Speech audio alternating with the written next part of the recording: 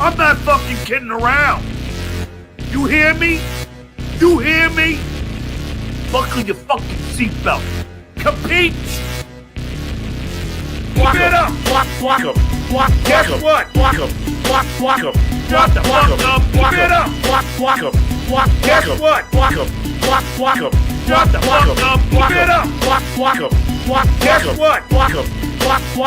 Shut the fuck up. Keep it up. Guess what? Shut the fuck up. When they talk you in press, when they say things about your mom, when they say things about your kids, that don't mean I have them skin bits. Is that cool? Is that acceptable? That's okay, right? Is that acceptable? I told you I would be relentless, and I am, and I will continue to be. Keep it up. Guess what? Shut the fuck up. Keep it up. Guess what? Shut the fuck up. Keep it up. Guess what? Shut the fuck up. Keep it up. Guess what?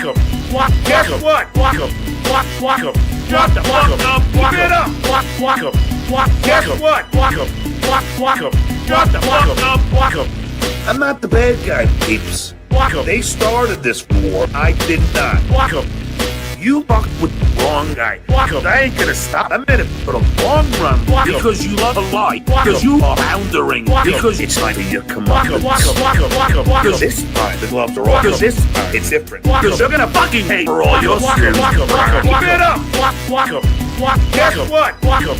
Guess what? Shut the fuck up. Keep it up. Guess what? Shut the fuck up. Keep it up. Guess what?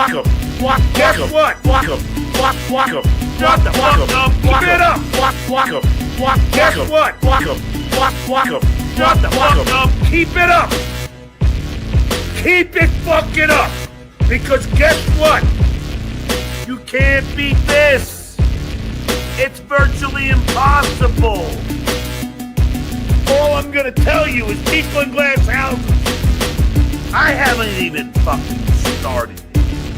Your turn, bitch. Wait, Vince, I just pushed the guy off my porch.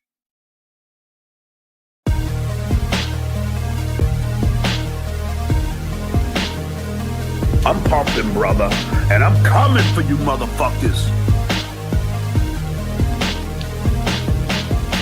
That's right. I am in the gym, and when I'm in the gym, I'm thinking about the people who are gonna fucking pay their debt to me. Don't cross the Duke. Everybody knows that. Don't cross the Duke. You think your life is not gonna change now? Don't cross the Duke. Don't work that way. Don't cross the Duke. Wait for it. Wait for it. Don't cross the Duke. Everybody knows that. Don't cross the Duke. You think your life is not gonna change now? Don't cross the Duke. Don't work that way. Don't cross the Duke. Wait for it. Wait for it. Don't cross the Duke. We have no problems, Brennan. My kid didn't abandon me, Brennan. So you better not fucking lie about me again, Brennan. And I'm not fucking around, Brennan. And I'm not fucking around, Brennan. You lie one more fucking time about me, Pinky, I'll be coming to your door. We're gonna have the talk. I'll be coming to your door. I'll be in New York soon, Kev. I'll be coming to your door. One more time, Brennan. I'll be coming to your door. Where were you when they called the school district? Where were you when they got me fired? Everybody coming to Steve's defense. Dr. Steve is a great guy. Fuck off. Where were you when they canceled gigs? Where were you when it cost me thousands? Where were you when it was sold out? Where were you, Sunflower Dragon? Tell me who I'm allowed to be mad at? You don't know the abuse that I've gone through. Tell me who I'm allowed to be mad at? You don't know the abuse, all you assholes. You don't know the abuse of Ada. You don't know the abuse of that Tookie. You don't know the abuse of Clay Dabbler. He's a fucking operator. Everybody knows that. Don't cross the Duke. You think your life is not gonna change now? Don't cross the Duke. Don't work that way. Don't cross the Duke. Wait for it. Wait for it. Don't cross the Duke. Everybody knows that. Don't cross the Duke. You think your life is not gonna change now? Don't cross the Duke.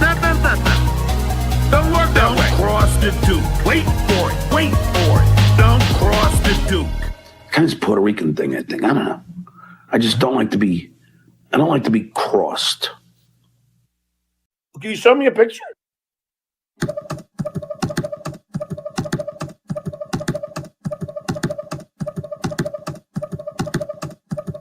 I told the world. Fucking cowards. I told the world. Fucking cowards. I was bullied as a child. I was bullied as a father. But in elementary school, that is an act of violence. They don't hate fucking with my guests, fucking with my friends, fucking with my family. That is an act of violence. I told the world. Fucking cowards. I told the world. Fucking cowards. I done with LifeSave, I done with KidSave, I done with Facebook, I done with Instagram, I done with LinkedIn, I done with phone number having a Twitter war. I done with LifeSave, I done with KidSave, I done with Facebook, I done with Instagram, I done with LinkedIn, I done with phone number having a Twitter war. I told the world. Fucking cowards. I told the world. Fucking cowards. I'm old school. I don't believe in anonymity.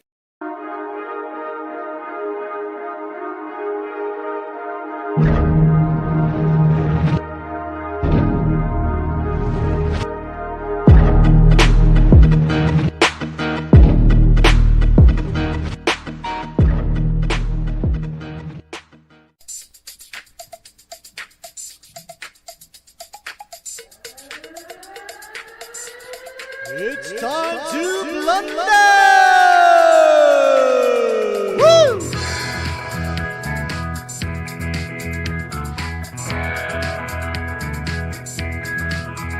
The Blunder Years, back before all the beer made him age 50 years. What a tragedy. The Blunder Years, just before that buffoon went and totally ruined his career. Let's cheer.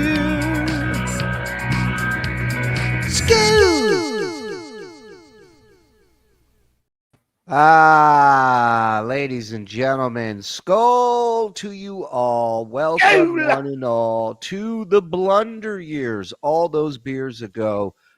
This is a show that we do behind the wall, tier 1, every week, 2 shows, and we decided, you know what?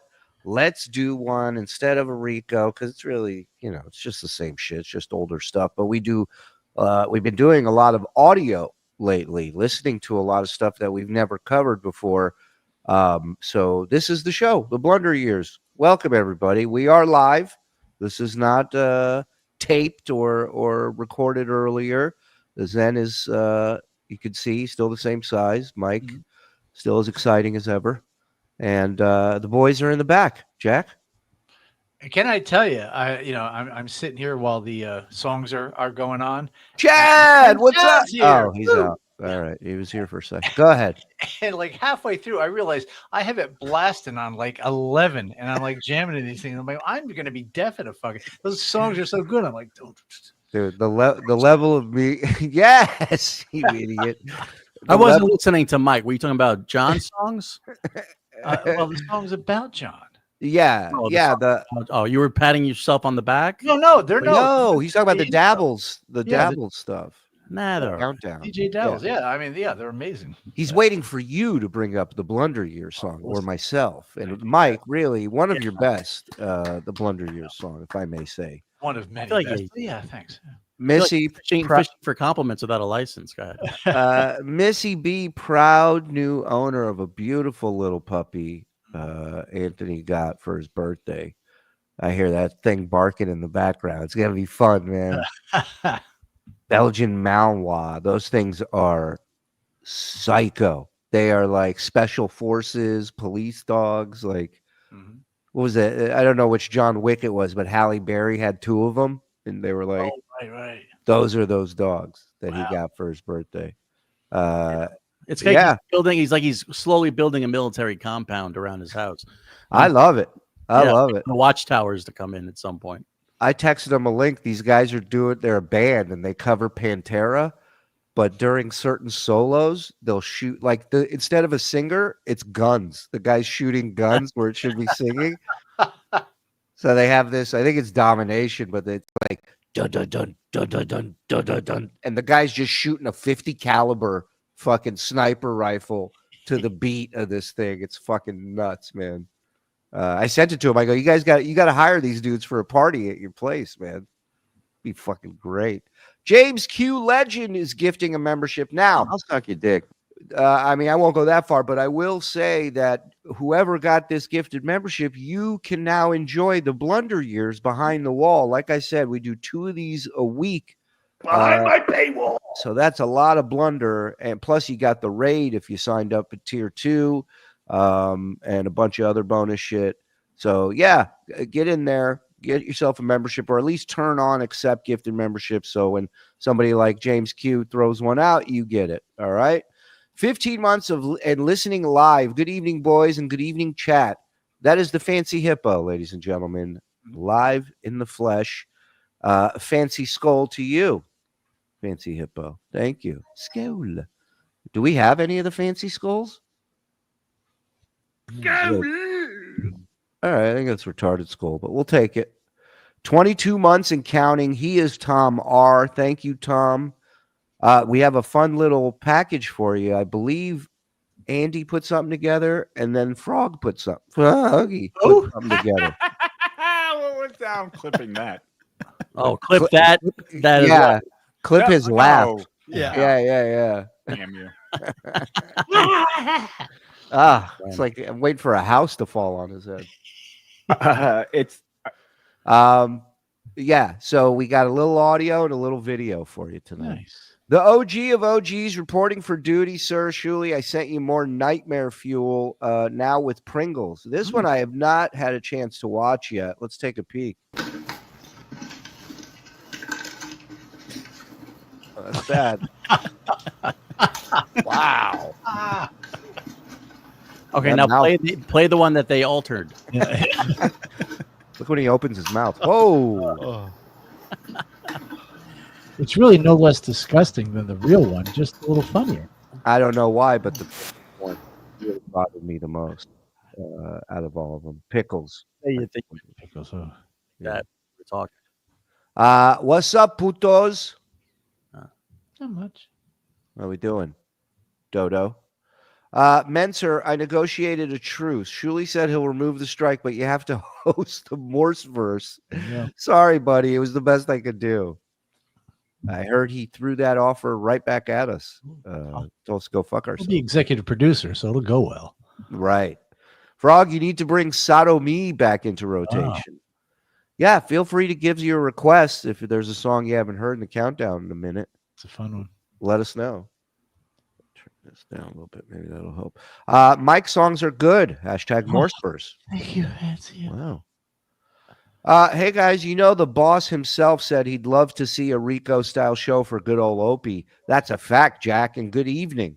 Good evening. Listen, I mean, we're kind of covering Opie on PDP now, and I kind of like that because Karl is very wrapped up into Opie, Right. which means I don't have to be. Yeah, he knows the ins and outs. Yes. So he brings his stuff to the table, we bring our stuff to the table, and we meet in the middle with Steel Toe. Right. Karl is the OP whisperer. We Exactly. like that. Y'all should check out Metallici. Metalachi? Sounds like a metal. I used to wear those in junior high. We used to wear those. Might be Orthodox Metallici. Might be Mariachi band, a metal mariachi band. All right. Check it out. Let me know, Frog. I'm gonna check it out right now. God damn it. Still loyal after all these months. F the haters. Here's to 22 more. He is Roddy Fingers, a legend around these parts. Thank you, Roddy. And finally, we have, I need some advice. My BFF is mad at me for some reason. All I did was bang his wife a couple times, but I told, I forgave him. Why is he still mad? I don't know. He sounds like an unreasonable guy. I would, look for a new BFF. Fair enough. Thank you. So here it is. I found their website, Metalachi Rocks. Born from a long night of music, tequila, and mariachi-loving metalheads, Metalachi has been entertaining audiences and wooing abuelas everywhere for over a decade. Abuelas. I love that. That's like that. I found a Sleep Token bluegrass cover band. Oh, They're right. really good. All right, listen. Let's get into this. We got the best of Blunder audio, and we got a package Froggy put together video. So let's get this party started. Thank you, everybody, for joining us. Over 500 in here. Hit like, hit subscribe, hit notify, and kick back and relax. And welcome to the Blunder Years.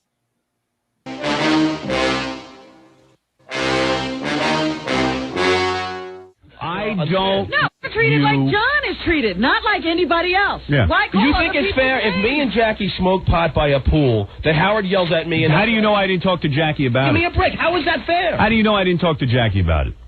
You don't even know. You don't even know anything about it. About how you talk to me about it. I don't want my intern smoking I'm not an pot intern, I'm and paid. getting. No, you're an intern. You're my intern. You are my dog. I'm not your dog. Do you know what a dog is? I'm not your That's dog. what you are. You are my dog. Don't ever forget what you are. You're a pot smoking dog. You're a pot-smoking dog who has to bring his wife every goddamn place he goes. You got laundry Yeah. bills for the baby coming out of the show's budget. You know what you did.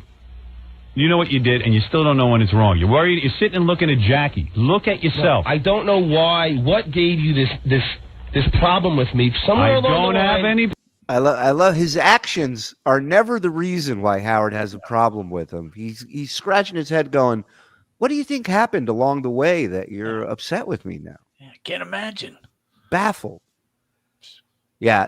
In case you're just tuning in, so on Blunder Years, the last, 2 months maybe, we've been playing audio clips, listening and going through stuff we've never heard.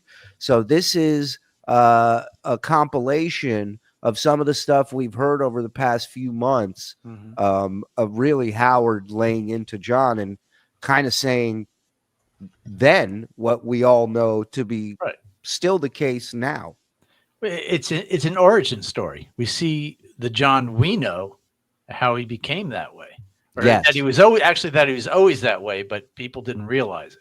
Yes. And let me just remind everybody, in the description of the show, we put a link to take you to your settings to turn on accept gifted memberships, because Blunder's a tier 1 show. So if you want to watch it, get yourself a tier 1 membership or get it gifted. Good luck. Let's go. you have Problem with you. developed a distaste No. for me, and I don't know what I did. You are the one who has stated all the problems so far. You had a problem that I didn't announce your Wings special. I told you 100 They bought times why I did it. advertising. I don't care what they did. I had a long history with them of them trying to boss me around. I will not be bossed around course by not. Wings. Well, then I don't know This has history. nothing to do Well, then I with didn't know the you. history. I allowed you to do Somebody's Wings. got something against you. Why Yeah. would you assume that? I have And done Baywatch nothing. too? I have done. Yep, I have done Oh, I don't know nothing. this. Baywatch calls me every week. I've read the letters on the air from Baywatch. Have you Baywatch ever heard saying, them? please talk about John's show. No, that's not the case. Unbelievable complex. You wanted your record promoted? I promoted your record. You wanted your Tony and Tina? You're going to be an actor? I promoted your acting. Some things you promote, and some things you don't. And That's right. Yeah. But That's you right. don't get Wow. John treats Howard like a sugar daddy. You know what I mean? Yeah. Like, he treats like he's like a little vixen that, Yeah. that, you know is allowed all these things because he's got a rich Yeah. guy. What kid. did I do wrong, Daddy? You know, like Just why are a you mad tennis at me? bracelet. I wanted earrings. Yeah. I said I wanted a red Porsche. And he's just like, I liked earlier when Howard's like, how do you know I didn't talk to Jackie? And he doesn't know that. But a few seconds later, he says, you didn't talk to him the way you talked to me. Well, you don't even know that he talked to him. And now you know how he talked to him, Right. how the conversation went. Yeah, it's the inferiority complex of not being a part of the group. It's always been his thing. He's not part of the Fab Four. He's an ankle grabber and not his own. It's always other people. He'd be better off fucking grabbing his own ankles. Let me hear it. Frog together. Play it again. Frog together. That's great. Yeah, good stuff. He has my crack. I have his laugh. Yeah. Now the war begins. Give him credit for any of that. Robin, I've said thanks to Howard so many times. No, I'm talking about right here on the air today. You just sat here. You on my record. I thank you on anything I've done. I just said, you just said to me that I am against your career. No, I didn't say my career. I said you're against. You have a personal problem with me. I don't have any problem. You said everything I do outside of. I mean, we listened not long ago. I think it was last week of basically Howard telling him, "I'm the one who got you the record deal." Like, I reached out to them and told them to give you a shot. Yeah. And now he's sitting here going, you got something against me personally. That's what it must be. Nothing of my doing. Right. You never got me a record deal. I'm just saying. Yeah. Yeah. But it's amazing that John has an inferiority complex and a superiority complex. Isn't that crazy? He doesn't know everybody, but they're all against him. Yeah. Right. That's pretty. Again, patient zero. This guy he can be studied on so many levels. What you tell me to do. I don't think he told you that to he doesn't like. So John, I have to allow a Stuttering John book proposal because I have something against you. So I have to prove to you that I don't mention the book proposal. Well, I'm mentioning it. Yeah, I am mentioning the book proposal. So when you go around the book proposal, that's because of you I love that he's bringing up something he caught John in the act of doing. And John goes, who brought this up? He goes, Howard goes, I did. He goes, I didn't say anything about the book deal. You don't have to. Right. You don't have to. He's showing examples of what a scumbag you are. Which I love when he brought up the book, man. When he brings up the book deal, it's one of my favorite because that one I know really pissed him off. So I'm not familiar with that. What happened? He went behind Howard's back to get a book deal? Basically, I think Buchwald, somebody went to Buchwald and was like, he's trying to cut a deal for something. And then immediately he goes, I told Gary, I said no to that guy months ago. I told him no months ago. So again, immediately Gary's involved. And, I believe that's the gist. It's been a while. We should watch that or listen to it when we get the fact that this guy thinks he deserves a book deal, like he's Gandhi or Frank Sinatra or Howard Stern. Like how many people out there think they deserve their story to be a book? Right. And he was 28 at the time when the book came out. It's not like he didn't live his life. But they knew what they were doing. Howard was a huge, huge name and draw back then. Right. So what do they need to hear? John's life story? John's that huge of a player? No, they need an idiot who's willing to spill the beans on what's going on behind the scenes and Howard. And right away, he's like, I can do that. Right. I'll tell you whatever you need to know. That I don't allow it. You first, and you said no, you didn't. I caught you. I caught you with your book. Yeah, a book deal about the back office. There you go. Yeah, riveting.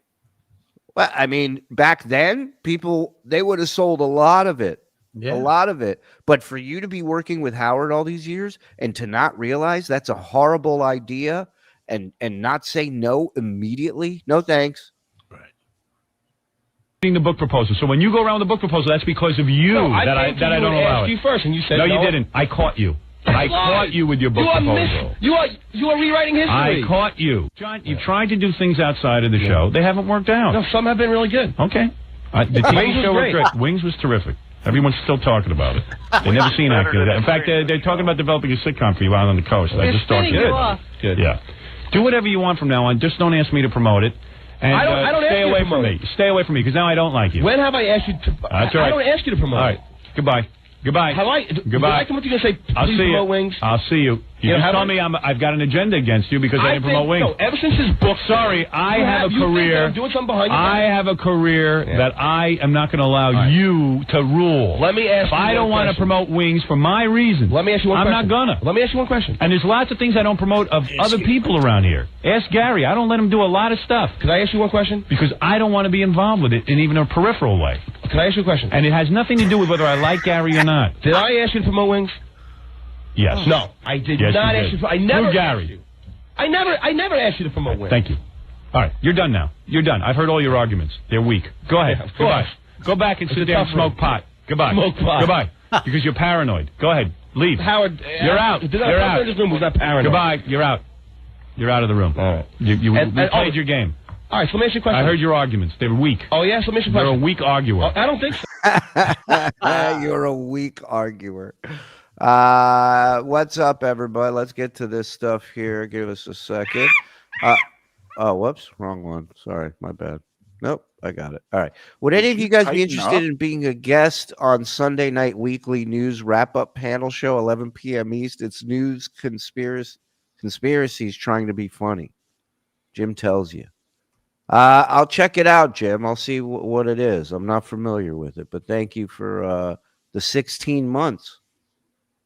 Zen's 40-minute special was mid with some laughs, but I do agree the anti-Karen transitions need to change. So loud, so annoying. Hi, Don. Wow. I modified the special. I took out all the laughs. There you go. Go back and watch it. Check it out now. Check out the new special on Menser Math. Thank you. Been missing y'all live lately. Love the SJ coverage of his weekend on PDP. Wasn't able to make the meet and greet at Stevie's. Next time. You got it, CC. C. Abin. Thank you. Appreciate it. Hey guys, any truth to the rumor that Looney Tunes critic made sexual advances towards two women in the Dabbleverse? If not, when is Clay Duty coming back? Well, I don't know. I'm not a woman in the Dabbleverse, so you'd have to ask the women. Well, I am, and I. Yeah, well, Joe is. Mike's built like a woman of the Dabbleverse. What? He's body hips. That's just not his fault. They're birthing hips. Thank you. Yeah. Or ask Looney. I don't know. I'm not involved in his dating life, so I wouldn't know what to tell you. Paying the gifted membership forward. Great show, y'all. I wonder if KB is off crying somewhere. You know what? Probably. Yeah, like that one. Yeah. The boss, enjoying a meal and watching Blunder with all of you. John was one of the thousands of mediocre musicians from Long Island. He'd have never gotten a record deal without Howard, and you had Howard's words saying that exact thing to him. Oh, hey, guys. Hey, Discount. If there's anyone in the Parsippany, New Jersey area between 1991 and 1998, I'll be opening for Death Cab for Cuties at Lollapalooza. Come up with some jokes and some 60 and punk. Yeah, for cuties. I like that. Melendez, a story of a call screener who became a paid call screener. Real inspirational. 35 years of stepping on ranks. Ain't learned shit. He is beef drippings. All right. Wait, where's my here you go. Oh, what? Frog. Thank you, Mr. Beef Drippings. There you go. See? Stand-up gig in San Diego last Saturday, right? We all get paid after the gig in separate checks. So we go out to a club in San Diego after the gig. We go home, go back to the hotel. Yeah. A bunch of us are standing in the lobby of the hotel just talking. So John's all tired. He goes, I'm going to go upstairs. He leaves. I go, bye, John. I glance down on the lobby floor, and I go, what's that? And it's John's check. Oh, my God. It was his check. He would have lost. I said, John, is that your check? He goes, oh, thanks. If you remember when we were at Stevie Tomatoes, we were told a number of times by various people who were there that John walked in. When he got to Stevie Tomatoes, he walked in, and somebody later came and said, hey, you dropped your wallet in the parking lot. Right.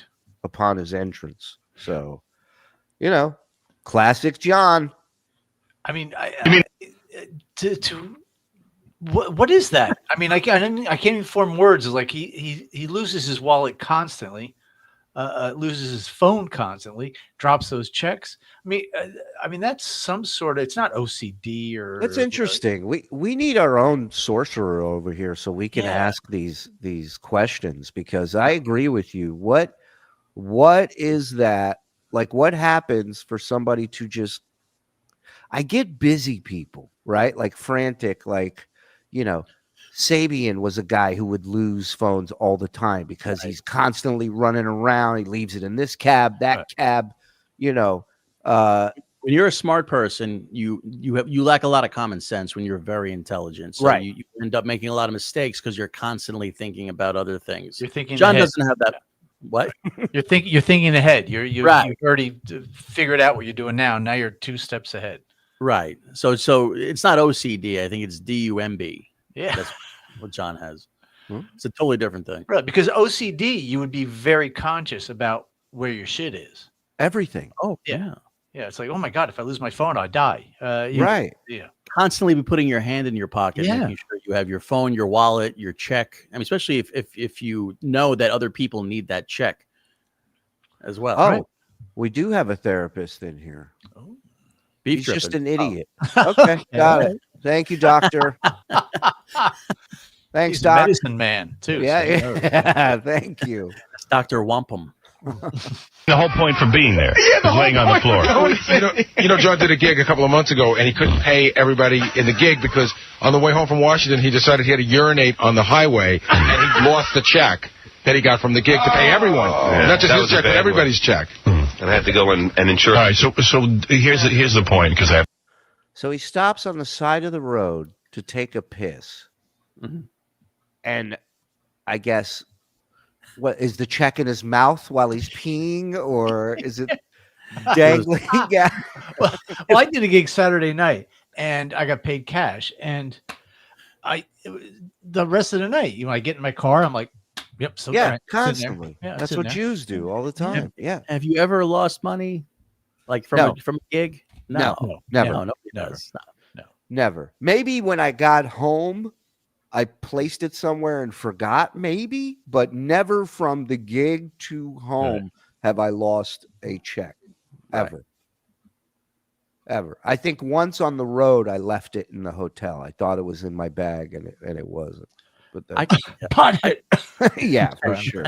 I can see John like losing children. You know what I Yeah. mean? Like he's that kind of Yeah. guy where you misplace everything. 3. Yeah. Yeah. John, you want to throw on some pants? God damn it. I'll be back. to break. I don't want to meet with you.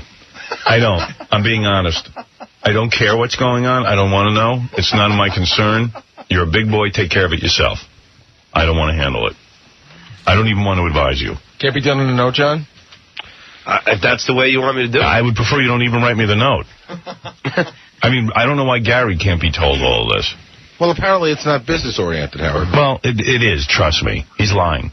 I know it. I can look in his eyes and know he's lying. Discount. Was this him with the Leno thing? No, this wasn't Leno related. Oh, okay. So what was the thing he wanted to talk to him about that was personal? Do you remember? I don't. I mean, I think it had something to do with his book deal, but no, I think the Leno thing was separate from. Oh, you know what? I think you're right. I think this is when he got wind of it. Yeah. And he wanted to have a conversation. Now that he's caught, he wanted to explain himself. Right. Of course, Right. him not realizing Howard already knows. Right. Yeah. He's not fighting back hard on that one. No. There's a lot of things I want to talk to you about. So write the note to your father, John Melendez Sr., or whatever his name is. What's his name? What's your dad's name? Ralph. Write to Ralph. Ralph. I'm not Ralph. Shuli, you're on the air. Hey, Howard, you watch the Larry Sanders Show, right? Yeah. You know, there was an episode where he wanted to be plugged into the loop. Yeah. And then Larry goes, hey, get me, and I don't want to be plugged into the loop. It's an evil loop. Can we just give my... come on, pat me on the... Robin's laughing. Robin never laughed on that show. Come on. Thank you. It's an evil loop. At one point, he's sitting with the black secretary, and he's going, I think you should check your mom into the home. Yeah, Yeah. There's a whole thing going on because we're calling an intern meeting. Yeah. And I heard through the grapevine that John asked if we could meet with him separately because it was embarrassing. John, embarrassing hello, Al. to meet in front of the intern. It's not that. It's because it's not that because You're an intern, believe me. We throw you that money just out of pity. Now I called it an office meeting and everyone could come. Oh, okay. So we changed the name of the meeting. For you. Office meeting. if someone is an intern. Imagine how sensitive. He's been this sensitive his whole life. Gary had to change the name of the meeting because it hurt his feelings. 4 years, finally gets paid, so he's not an intern. Then he's still called it. What is it? I'm going to be perennially the intern. What was that word? Perennially the intern. You're an intern with an album deal. That's what you are. All right. You're the only one in the world. I mean, why wouldn't you lean into that?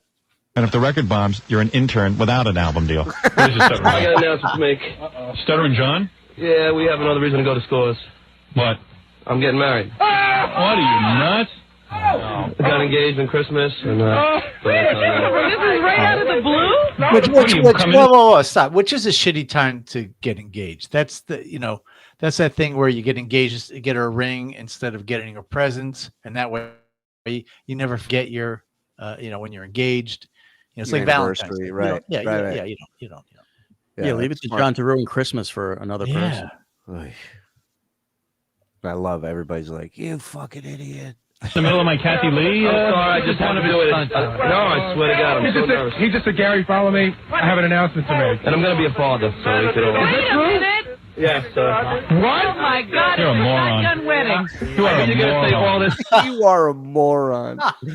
but I don't care. I'm going to get married. Remember when you wanted to marry Karen? This is the right one. Moron. I need to say that, but... Your girlfriend's pregnant already? Yes. Oh, that was smart. You don't have any more news than that? Oh, no, that's it. Can I just say one thing, Howard? Howard, may I take over? What a dope. Welcome to the club, sucker. Right. Whatever. He's not even wasting any time. The girl's pregnant now. I planned on marrying her 6 months ago. I planned on getting the ring for a while now, and then suddenly she told me she's pregnant, so I just, You don't use any protection. So he found a way not to get a ring. Yeah, well, of course. Wow. Of course. Obviously not. How did two adults in the 20th century get pregnant? I don't know. But congratulations. Well, how'd you get pregnant? All right, we got Gary needs a refresher on the birds and the bees, I think. How do you do that? I don't get it. I tried. Yeah, they planned it. Well, Did you want to have a baby? Yeah, I plan on getting married, so... Before you died. So, there you go. Stupid. Fine. Stupid. I knew you were going to say that, but I don't So care. stupid. I'm in love. You know what, man? I see you, man. You look at tons of girls. You're going to get sick of her. Now you're going to be saddled with a kid. You got no source of income. Mm-hmm.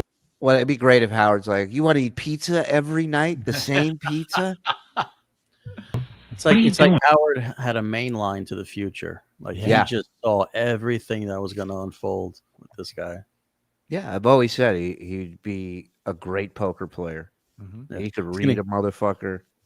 He should have said, you're going to have 2 strokes. You're going to be spending the rest of your life in the shithole Florida town. He may have. We just haven't found that clip yet. Yeah. Maybe out there. Give it time. What are you doing? Howard, what are you doing, man? However you had it made. You had it made in the shade. I know this is your way of saying congratulations. You're worried about him. I'm worried about the kid. Right. Howard's living through John being single. Right. Howard's miserable in his thing. And he's like, well, you had it made. You could fuck anyone. You know, I didn't even think of that. Suddenly Cody's got a good... Screw that. And you guys said I was going to be a goofy father. So what are you doing? I'm going to be a great father. I have no... Did you tell your parents? Yeah. Wrong. Drop. They must be thrilled. Whatever you say. I just thought I'd tell you on the air. Oh, a-hole. I thought you'd rather me tell you on the air. Is that correct?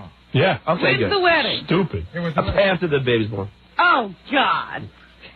Yeah, the pregnancy is, Oh, boy. That's good. I can tell you right now, I wish John... But I was going to get married for months. Get an abortion. No way. Oh, please. Remember when we had lunch and you asked me... And you know it's yours? Is it yours? I was going to marry then. Is it your baby? Is it your baby? Of course it is. What do you mean, of course? Are you kidding me? How do you know? That's some hot tomato. Hey, if you sleep with John, you couldn't possibly be interested. No. Couldn't be anybody else's baby. Please. I hope it's white. No, it's just... Can you tell who wrote that one? I was gonna marry her like 6 months ago, and then. Why'd you have to come in here and announce it to us? I was in the middle of rapping about Kathy Lee. No, I thought it was the thing to do. I'm sorry. Me. You never know what to do around here. Why not bring it up the next time we're talking to you? You never know what to do around here. How about work? Yeah, and you don't see anybody else storming in on the air and going, I have an announcement to make, Howard, Robin. He goes, it's like you don't know what to do around here. All of a sudden. I think he knocked her up just to get on the air. Could be. Good bit. Because it was just too much anxiety for me. I had to just get it out in the open. Because that's what you need, more responsibility. How far along is she? Think about that logic. This news is making me anxious and nervous. So I really need to go run on the radio and tell it to millions of people so I can calm down. 3 months. Jesus. God, you'll be a father by June. July 18th. Get an abortion now. Are you kidding me? 3 months is not. I love no kids. brain. Yeah, you can be the first to attest. There's no soul. I love my kids. No, I mean how much I love kids. There's no soul. Yeah, you know why you love kids? You don't live with them. You don't live with them. I'm a real father. I got 3 kids. Yeah. Let me tell you something. I'm juggling a lot. No, I'm a real father. And I got help. I'm a real father. I got a kid and I hang out with him. That's right. Go talk to him what his life is like. You think it's easy? I'm looking forward to you know what you are? You're a little boy playing house. Wait till you're 6-7 months into this thing. Get out of here, you dummy. Wow. Why don't you write everything down like Dean? I do write stuff down. I do write stuff down. I'm just listen. I'll admit when I make a mistake. Between you and me. Between you and me. You know, Gary, get out. Get out and take it. Go talk in the other room. Talk in the other room. Go argue over the intercom. Yeah. I know I told Gary a lot of stuff and he forgets, but okay, what are you going to do? He's your boss. No, but it's weird. He forgets. He thinks that he tells you. In his mind, he might have told me. Right. In his mind, he probably had this conversation. Right. But he really didn't. All right. So what are we going to do? Get the thing filed. Still would never know I'm in charge, Sean. She's going to fight me to the bitter end. Gary, it's just hard to be accused of doing something that I didn't do. That's all I'm saying. I can't wait till somebody works for you and gives you this kind of crap. Gary, I'm not giving you crap. I'm just disagreeing with you. I'm just with these guys. I'm just saying. You're just saying that you're right now. No, I'm just saying that you never told me. That's all. Gary, get him out of here. I'll leave. I'll leave. All right, goodbye. Now I gotta go back over here and deal with it. You realize what these guys are involved with all that? Boxes. I said, you've got to get a camera in there. We have a camera. We got another idiot working the camera. I want to have this the best. The best. Amazing. Let me get to some of these guys. Thank you, everybody. Don, where aren't you going to be this weekend? Oh, hey, Mars. Anyone in the Niagara Falls, Ontario area this Saturday between 3:14 p.m. and 3:19 p.m. I'm not going to be in Niagara Falls. Wow, beautiful. I'm not going to be there. He's not. So come on out. Check it out. Are there still tickets available? I'm not sure. I'm not running the venue. Okay. Special greeting from Karmic, that guy on Kevin Brennan's show. He sent us a little message. Fuck you, Mike Morse. Fuck off. You useless, untalented piece of shit. Thank you, Karmic, for that. Except he's really toned it down. Yeah, absolutely. Loses phones, checks, credit cards, even his kids. Boom. See what he did there? That was good. Shuli, you weak ass liar. Boom. Menser math because you are too sensitive. You are the new. I've been the new Stuttering John for 3 years now. How can it still be new? Yeah. I'm sensitive. I'm still here. Maybe Stuttering John was the new Shuli. Maybe. Maybe. When I quit and run away because my mom's paying my bills, then I will be the new Stuttering John. God bless you. God bless. Why didn't he leave the check in the trunk with his vehicle registration? Great question. Oh, yeah. Slim, I was more of a Postal Service fan, discount Don. Anything from such greater heights? Discount? He's floundering to see what he can come up with. He's tapping out. I don't blame him. It's difficult for a man of my intelligence to ingest how someone can lose a check like that. FSJ, FKB, F doggy. Thank you. Doggy. John was the original content creator. That's right. Whether you like it or not, I'll admit when I make a mistake. Yeah, I can't breathe. That's why the audio shit is great. Yep. I heard TSN was dying. Any truth to these rumors? You would know better than anybody, Painkiller. You're here 26 goddamn months. Yep. Motherfucking vet right there, dog. Aren't we all dying? Yeah. Yeah. Speak for yourself. Act accordingly. With John off the air because that's how serious it is. He's still consistently late because this has been going on. Yeah, tell me the honest truth, Jerry. How late is he? Not like, this is only the second time I've been late. I mean, No, but you're late. I ask you to be in by 1:45 every morning, which means if you want to be a pal, get in by 22. But consistently, you're in at 5 of 6, 10 of 6, 5 of 6. I like them at 1:45 because I'll tell you why. The interns don't get in until after 6. I want John at that computer. There's many mornings where you're not in, and I got to get Benji or Ganji at the computer to cover your job. Many mornings. Yeah, but I'm in at 1:45, 10 to 2. Most of the time, but it's not most of the time. He's not hearing what they're saying. Like if that's my boss and telling me that, I'm like, you got it. Yeah. It won't You happen don't make again. excuses. You don't argue. You go, okay. No. I'm gig. It's I want you all the time in. I don't think Your job begins. Excuse me. Your job begins when? 1:45, according to Gary. And I think according to Gary or according to you? No. What time does your job begin? 1:45. Oh, it does. Why do you say according to Gary? Well, because I don't really get started. I mean, there's no one on the. I don't get started. What time do we need you here? Well, Gary. I'm asking you to be in 1:45. Yeah, all right. So your job starts at 1:45. Yeah. So the guy who fancies himself a writer and all this stuff on the show, producer, he just asked him, what time do you start? He goes, 1:45, but I don't really start at 1:45 because nobody's on the phones at 1:45. Right. But, all right. But he right away said, I get here 1:45 or 10 up. Yeah, it's like 5 minutes is okay. Right. He never It's around considered. 1:45. Who is your boss anyway? Is Gary your boss? Yeah. Oh, he is. All right. 'Cause I don't know who you. You seem to have your own deal here. honestly, I apologize. I mean, I know, but how many times can you apologize? No, the only thing that I do have a problem with, and I know I'm wrong, so go ahead and yell at me, is that, you know, when I'm in at 10 to 6, to me, 1:45, 10 to 6 is the same thing. No, it's not. I know. He's got to blame this on his OCD, right? Right. Wait, 6:05, right? Yeah. Right, right. Because I think Einstein said time is relative. Let me ask you something. If I told you that at 5:45 exactly, I could give you $1 million, would you wait till 10 to 6? No, you'd be here at 5:45. It's not the same thing. The funny thing is if you question anything about John, he attacks you. I know you hate Question, you No, attacked me. You said I was drinking. You do. You drink a lot. You admit you drink a lot. Sam's on the phone. You said he's attacked calling. me. Yeah, he's pissed you off. You insist upon not realizing that you start the fights and then you get mad at my retaliation. You said it's amazing. Yeah, I love when he runs out of air. You mad at my retaliation? Draw first blood. To me, Jason, pull the log for him. You know what, First John? start Just with the- filibuster. No, Filibuster. He starts with the weight, then he starts with the drinking, but then he's mad that I bring up the cigarette. John, you know what? One thing about you, you can't lose a fight. Right. It's All never you do over. is talk and talk and talk. So pull the tape. Meanwhile, Unless you're 6 feet tall and show up with a tape measure, he doesn't talk a lot then. He just sits there with his legs crossed going, I will not sign that. Right, but if you show up with a microphone on your lapel, he'll fucking talk to you all night. Is that microphone pro-Ukraine? Let's chat.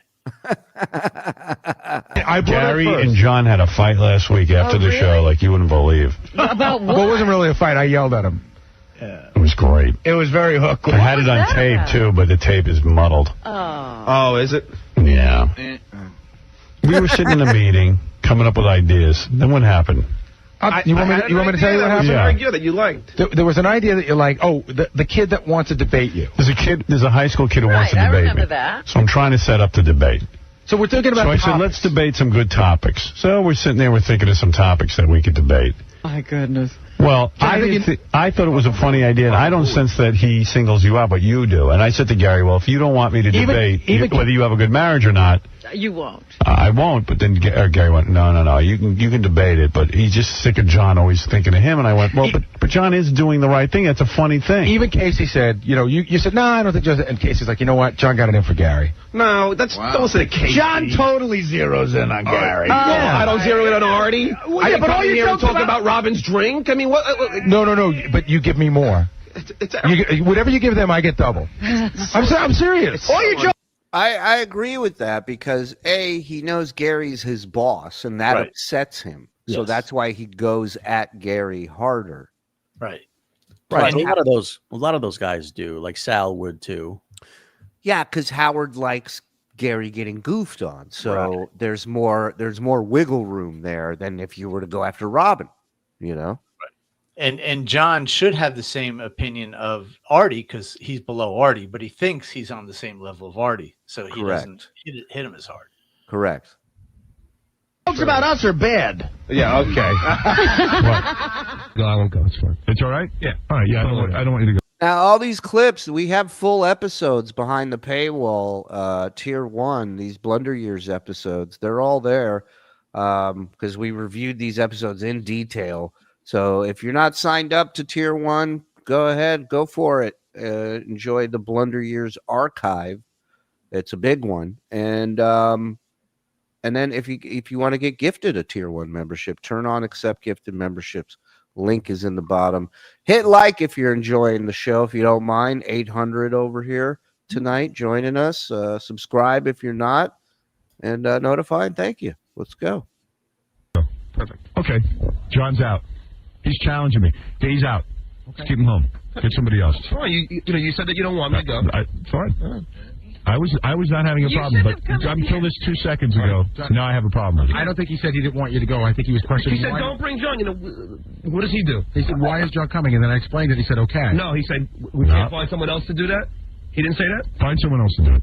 I'm not interested in this attitude. That was your attitude. Again, John puts himself in this another rake. He just threw a foot in front of him and then said, "Watch this," and stepped right on it. Why was John going on the trip? Did Howard need somebody to wash potatoes for him when he was going away? Yeah, that's why Howard asked the question: what is he going to do on this? What's he going to do? Answer phones on a trip? Yeah. Stay away. You just got done saying that you didn't want to go. I wasn't talking directly to you. Well, you think I'm not listening? You lost your trip to California. I'm not talking to you. Fine, you're out. Okay. It's done. Get someone else to answer the phones. Okay. That's all. Let Anne Marie answer the phones. I don't care who does it. Well, we weren't bringing her with us. Well, now she can. Well, now she can go. Yeah. Or someone else. I don't know. Whoever you decide. I can handle it if that's what. All right. But I didn't want that, but he's such a jackass that. I'm a jackass. You're saying that. Goodbye. Goodbye. You got your way saying that you just came in. You were fine. You were going. Yeah. All you had to do was sit back there and answer the phone. So then I go knowing that you don't want me to be there? I didn't say I didn't want you to be there. You did too. John and Gary are very similar in this, where they would challenge Howard to something, and then Howard would do it. And like Gary would be like, "Then fire me," and he's like, "All right, you're fired." And he's like, "Leave." "No, I'm not leaving." And they just stay there. Play the tape. It's like, I don't know why John. I was just being flippant. It's fine. Flippant? Yeah. You're over, John. You're really overreacting, seriously, because it would have just gone away. You're done. You're out. Fine. You're out. Hey, I'm a sensitive. You're out. If you're saying that you don't want me to go, then You're right. I don't want you. You put me in touch with. I didn't want to go anyways. But I don't want you to go. Fine, thank you. Now go to the mini bar. And don't approach me about this. And don't. I just don't want you there. I won't say a word. You stay home. And just get somebody else to answer the phone. That's all. There's a million people who can answer the phone. All right, leave. Goodbye. Goodbye. You're out. Well, I'll come out of the trip, but if you can still talk about it. No, you can leave now. I'm done with this. What a whore. Fine, I'll stay home, but can I plug my gig? I'm going to be a great father.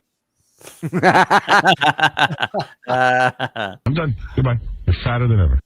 Oh, it's always the best. He'd send him off. All right, goodbye. You're stupid. You're talentless. It's like one more beer can hitting you in the back of the head as you're walking out. You're fatter than ever. Son of a bitch. Fred's not class. You're just like classless. No. It's an insanely Jackie told me because he thought. No, Jackie told you because you were calling me every minute thinking that I was a traitor to Jackie. Then when you finally got the amount, you realized. I didn't think you were a traitor. Yeah, you thought I threw Jackie out of here. No. And then Jackie you found out started the story truth. was so different than yours. So, I mean, I hear him telling me one. Well, you know what? I'm sick of it. You're fired. You every minute with Jackie. Get off the air. Get out of here. You're irritating me. Every minute he sided with Jackie. Get out of here. How can you believe Jackie's side of anything? I never sided with Jackie. Jackie's delusional. No. Jackie just. Do I seem delusional to you? No, I didn't side with Jackie. Don't insult me. It's ridiculous. I remember this. He touched a nerve. This is after Jackie left, and right, and Artie was there. That's right. Yeah, and this fucking this tweaked him. Oh yeah. The great thing about watching these or listening to these Blunder Years is that whoever feels bad for this guy because either he had a stroke or now he's an alcoholic, and we feel like we're punching down on him. Listen to this guy 30 years ago, and he's the same motherfucker. Yeah. Don't blame any sort of outside sources on what happened to him. He is this guy. Yeah. Eternally. Absolutely. Yes. Now that you're fired, tell us how much you make. Now that he's fired, can I have his money? Right. Yeah, could you? It's your money now, Stop Fred. talking about it. I'm telling you, Jackie only told me because he said it wasn't the same discrepancy that you were saying. That's all. Okay. But I mean, it wasn't like now that you knew what Jackie makes, was I crazy? No. Okay. And I've always.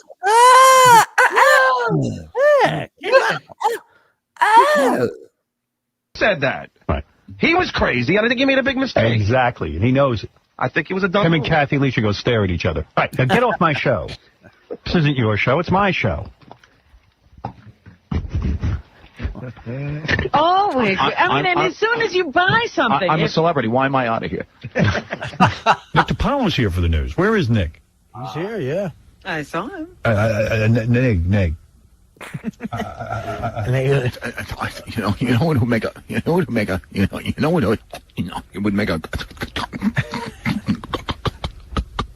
great replacement for me. Nick DiPaolo.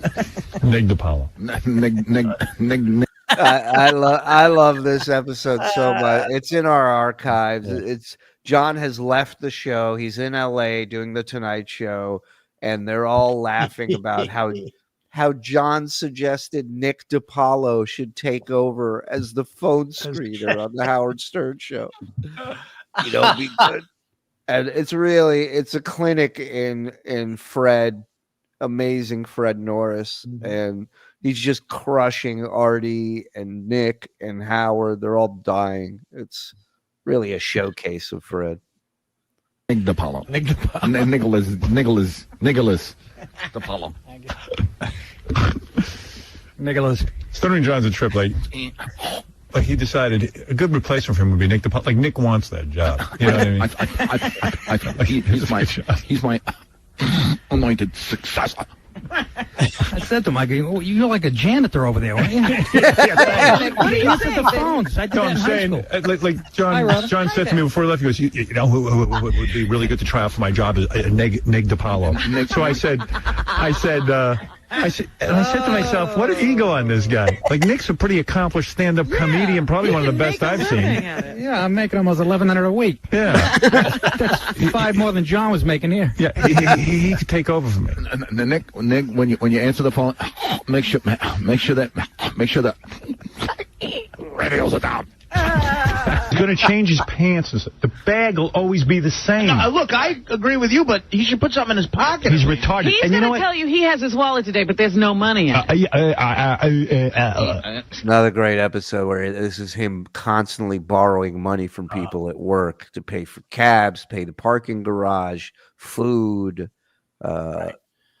everything. It's great radio when he's borrowing money from the parking valet. Yeah. I mean, the guy's mailing money home to his family and giving John $20 once a week. Right, and it's important to remember because we really didn't know this back then, but the Melendezes had money. Yeah. Yeah, his dad had a really good job. You know, John had a pony growing up. His sister. No.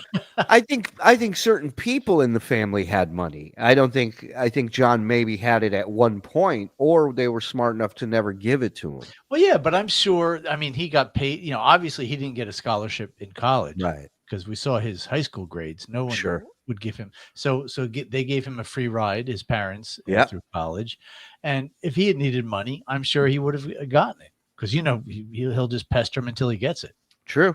Or he'll start doing a YouTube show until you have to pay him to stop doing it. Well, that's why he's controlling himself now because there's money in the horizon in his head. Right. It's the only reason he's playing ball and agreeing to this. When that, right. When that hourglass runs out of sand, boom, it's on. Right. He'll be back with a vengeance. Tell me his mom's not putting him on an allowance right now to keep him off the air, to keep him off doing his show. Of course. Where else does he get that money? He made a killing at ChillerCon. I would like to know how much money he did make at ChillerCon. Well, you have to look at it this way. She's giving him shit, so he comes to her and he said, this isn't her idea. Right. He comes to her and he says, fine, you want me to stop doing the show? You want me to stop fighting with people? Then you pay me or you cover this, that, and the other thing. Right. He's negotiating this. He's suggesting this to her. It's not the other way around. She doesn't give a shit enough. She's being pressured by other people in the family, I think, to tell him to stop. Right. And so, John, I just saw your show. Don't fight at Stevie Tomatoes. Go home. You still have time. 10 minutes. Go home. Right.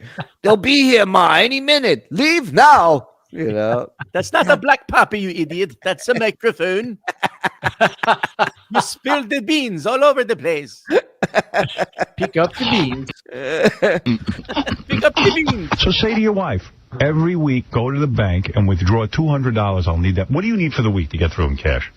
Tell me the truth. Apparently because Artie's paying for lunch, you don't need that. About $200. $200. So every week now on Monday, have your wife, since you can't go to the bank because you're a big star, go to the bank and have her withdraw $200 in cash. In 20s. And you'll have your money. Conduct your life the same way. I mean, we'll leech off of Artie for lunch and stuff, but in the pinch that you need money, you got it on you.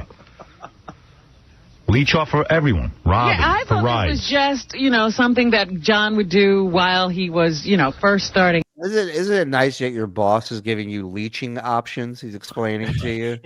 Right.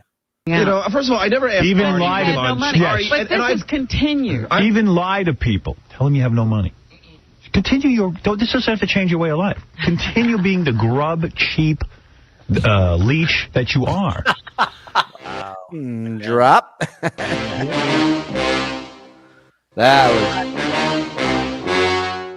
fantastic. Unbelievable, man. That was discount. Great. Yeah. That's the best one. Yeah, that's a little taste. Every one of those portions that you heard, each one of those clips, there's a full episode of us listening and going through that. So that's Blunder Years Behind the Wall, Tier 1. Thank you to everybody who signed up to Tier 1. Thank you to everybody who gifts the Tier 1 membership. It helps everybody here, so thank you. We have a video package to watch for a little bit. And we have a guest. We do? Yeah. You know her. I don't believe it. You love her. She is the one and only Ava Riza. Hey. Hi, Ava. Hey. How are y'all? It's so good to see you. Good to see you too. Thanks for joining us. Yeah. I love that package. I've never heard that one, and it was amazing. Yeah, there's so much good stuff audio wise, and Blunder the last few months has been great going because I don't remember hearing this shit, so it's fun. I dig it. I like it. All right. Anything I should know about this video package there, Froggo? Well, it's awesome. Besides that, well, I mean, there I is produced that. it myself. Yeah. What else you got? What is it? That's all. No, just press play. It smells like raspberry vape. Does that help? The new Shuli frog drop, please. Frog.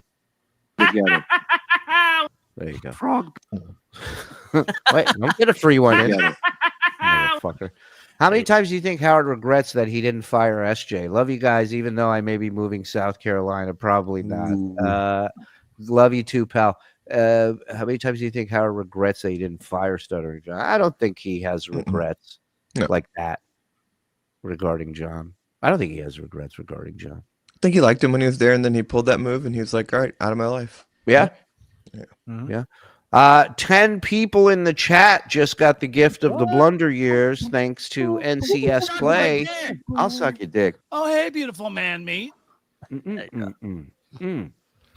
Fuck you, Just take Mike the Morse. camera off. Fuck off, you useless, untalented piece of shit. Thank you.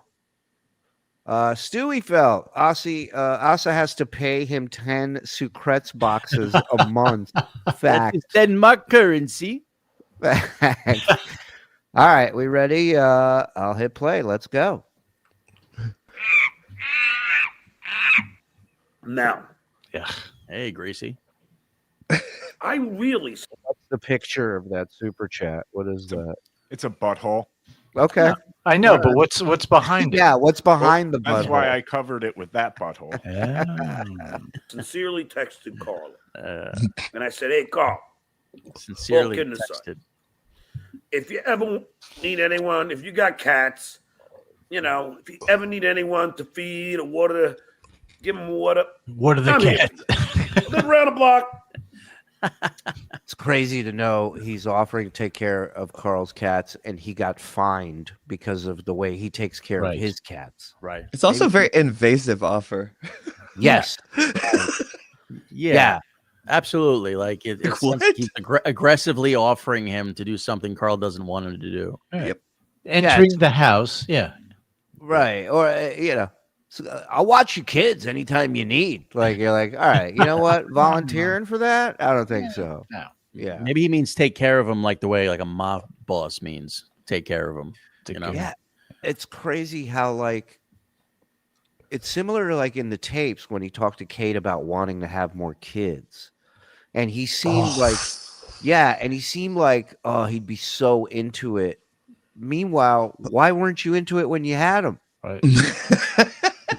Same with the cats. I'll take care of your cats. I'll take care of your cats. Take care of your fucking your own cats. cats. Yeah. It's a learning curve. Like my finger. Just let me in your house. Remember the origin Let me go story do of your the stuff. scary. Yeah. Do you imagine John in your house? Yes, and it's not a good. He would go through everything. He would just rifle through. He'd start with the medicine cabinet. Oh yeah. Well, that's the what liquor cabinet. Liquor cabinet. Yeah, I mean that's what kind of thing he did back in the terrestrial days. Is if he went to anybody's place, he would come back with Jackie reports, Gary reports, all this stuff. That was his material that he brought to the show. Can I comment on the leaving the check thing? Because when can I? Yeah, sure. When I originally heard that, I was like, that's bullshit, and there must be some scheme on his end. But it seems like he really did leave his check. And I feel like maybe it's like him popping benzos and drinking at that time. Because there's no other way somebody as OCD as him could leave a check like that. But in those blackouts, I don't know. Yeah. Yeah, and you bring up a good point because, again, it's safe to say he does not have OCD because nobody's this... slovenly? Just like disconnected. I feel like people with legit OCD are super streamlined focus on the things they need to do to get from this point to that point, or even mentally or physically. You know what I mean? Right. Yeah, but that OCD can foment when people get older into just narcissistic personality disorder in a way where the OCD actually makes him just gross in those ways. Like, and it's like we don't understand it. You know what I mean? And OCD is a lot of work to have to arrange things. Excuse me, Mr. Shuli, you forget how many times he has to wash his bowls when he takes his shower. No, you know what? This is why I love that you're here. You bring up the things that I forget. One could make the argument that he puts a lot of work into fooling himself that he's not a complete loser. Yeah, so he's working hard. Right. I think the two things he works the hardest at are that and lying. I think those two. and they're pretty similar at this point. Yeah. I think you know that you can trust me. You know, I don't have a criminal record unlike other people. Sonny Corleone. Who? Pocky? Oh, Pocky. Pocky. Wow. All right, if you had to do if you had to, maybe he was Imagine playing charades with this guy. I mean, yeah. So if you had to do a shark, in charades, what would you do? Oh, you just Yeah. yeah. That is. Right. First of all, if I play charades, Ava's on my team. She got That's right. Pocky from that. Jesus Christ. Do what I can. Yeah. We'd be like those couples you play Pictionary with. They draw a line. They go, iceberg sank the Titanic. You're like, how the fuck happened here? All right. If you get Ava, then I don't get Zen. Okay. There you go. That's in my nature. I like to help people. Oh, wait. There was a burp that escaped after he says he's good-natured. Listen to this. I try and be nice. That's in my nature. I like to help people. And then I DM Carla. This is the truth. Go ahead. I don't fucking lie. I did it. I just whisper it. It's literally all he does, but go ahead, John. He knows it's the truth. He can't contest it. Whoa. Ooh. I DM him, I go, Karl. If you ever need a plumber, water system guy, I don't know. Cable installer. This guy's offering plumbers to car. They shut his electricity off because he didn't know to pay the fucking bill, and he's offering help to Karl. In home video repair. This is what I'm saying. It's a lot of work to like. Hey, if you need fax paper, I got a guy that could hook you up. Well, listen, this is all part of it's like a pyramid scheme. So he recommends those people to Karl. Karl uses that guy.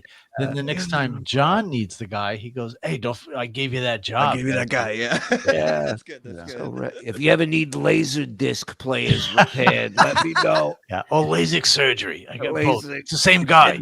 Yeah. If you need any copper wiring. I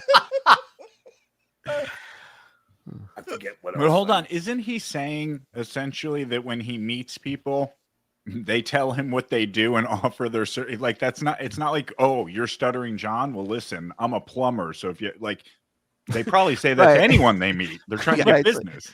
It's like an improv class. Everybody walks in and tells them what they do for a living. Hello, John. I'm a tennis coach. It's like, all right.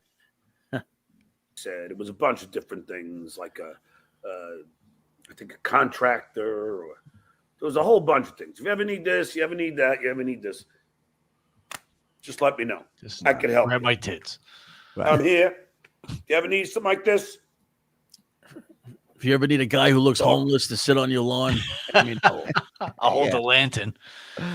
Yeah, if you ever need a guy that looks like he's stealing copper pipe while they're installing copper pipe, I'm your guy. If you ever need anybody to dirty up your pool, let me know. What does that say about him? He's talking about a person that spent like years just embarrassing him and analyzing every stupid thing he's done for his whole life. He's like, yeah, if you ever need a carpenter, you need anything. Yeah. I guess that's him taking the high road, right? Bro, that's what he does best. Listen, you've said some stuff, but our friendship means too much for me to let that affect it. Just like, well, remember the cable guy? Remember that it was that kind of relationship he'd have with people. He would hook people up with favors, and then you owed him. You had to be his friend. I could just imagine John on the answering machine. Hey, I thought you called. Anyways, give me a call back. Pick up. It's weird. Has that ever happened to you? Call me. We'll talk about it. That somebody please AI that is so funny. I love that movie. Oh, I love that movie. The cringiest line is when he goes, "Is that ever happened to you? Give me a call. We'll talk about it." I'm like, "Oh, why did a guy tell me, give me a call. We'll talk about it." I'm like, "Come on, man." I was away from my phone for a little bit. Gift the gab. I go to a bar. Oh, shocker. Everyone recognizes me. I know that doesn't happen to you, but when I go to a bar, they recognize me. All right, stop. They take Stop. Just come on, fucking stop this. All right. You listen, no bigger Stern fans than Shuli and I know that, right? Yeah. Now, if you were a casual fan, you know, and you weren't actually involved in the show, you weren't following it, you know, like with John like this, you walk into a bar, you see this guy that you hadn't seen since the Stern days, Right. or even the Leno days, you would recognize him. No. And it's not like he was a child actor and you're like, Right, how am I supposed to know what he looks like as an adult? No. No. He was an adult Yeah. working there. This is it. Yeah. This is who Stuttering John is. Wow. I get recognized. Of course you do. When you announce to everybody that you worked on the Tonight Show and Howard, of course.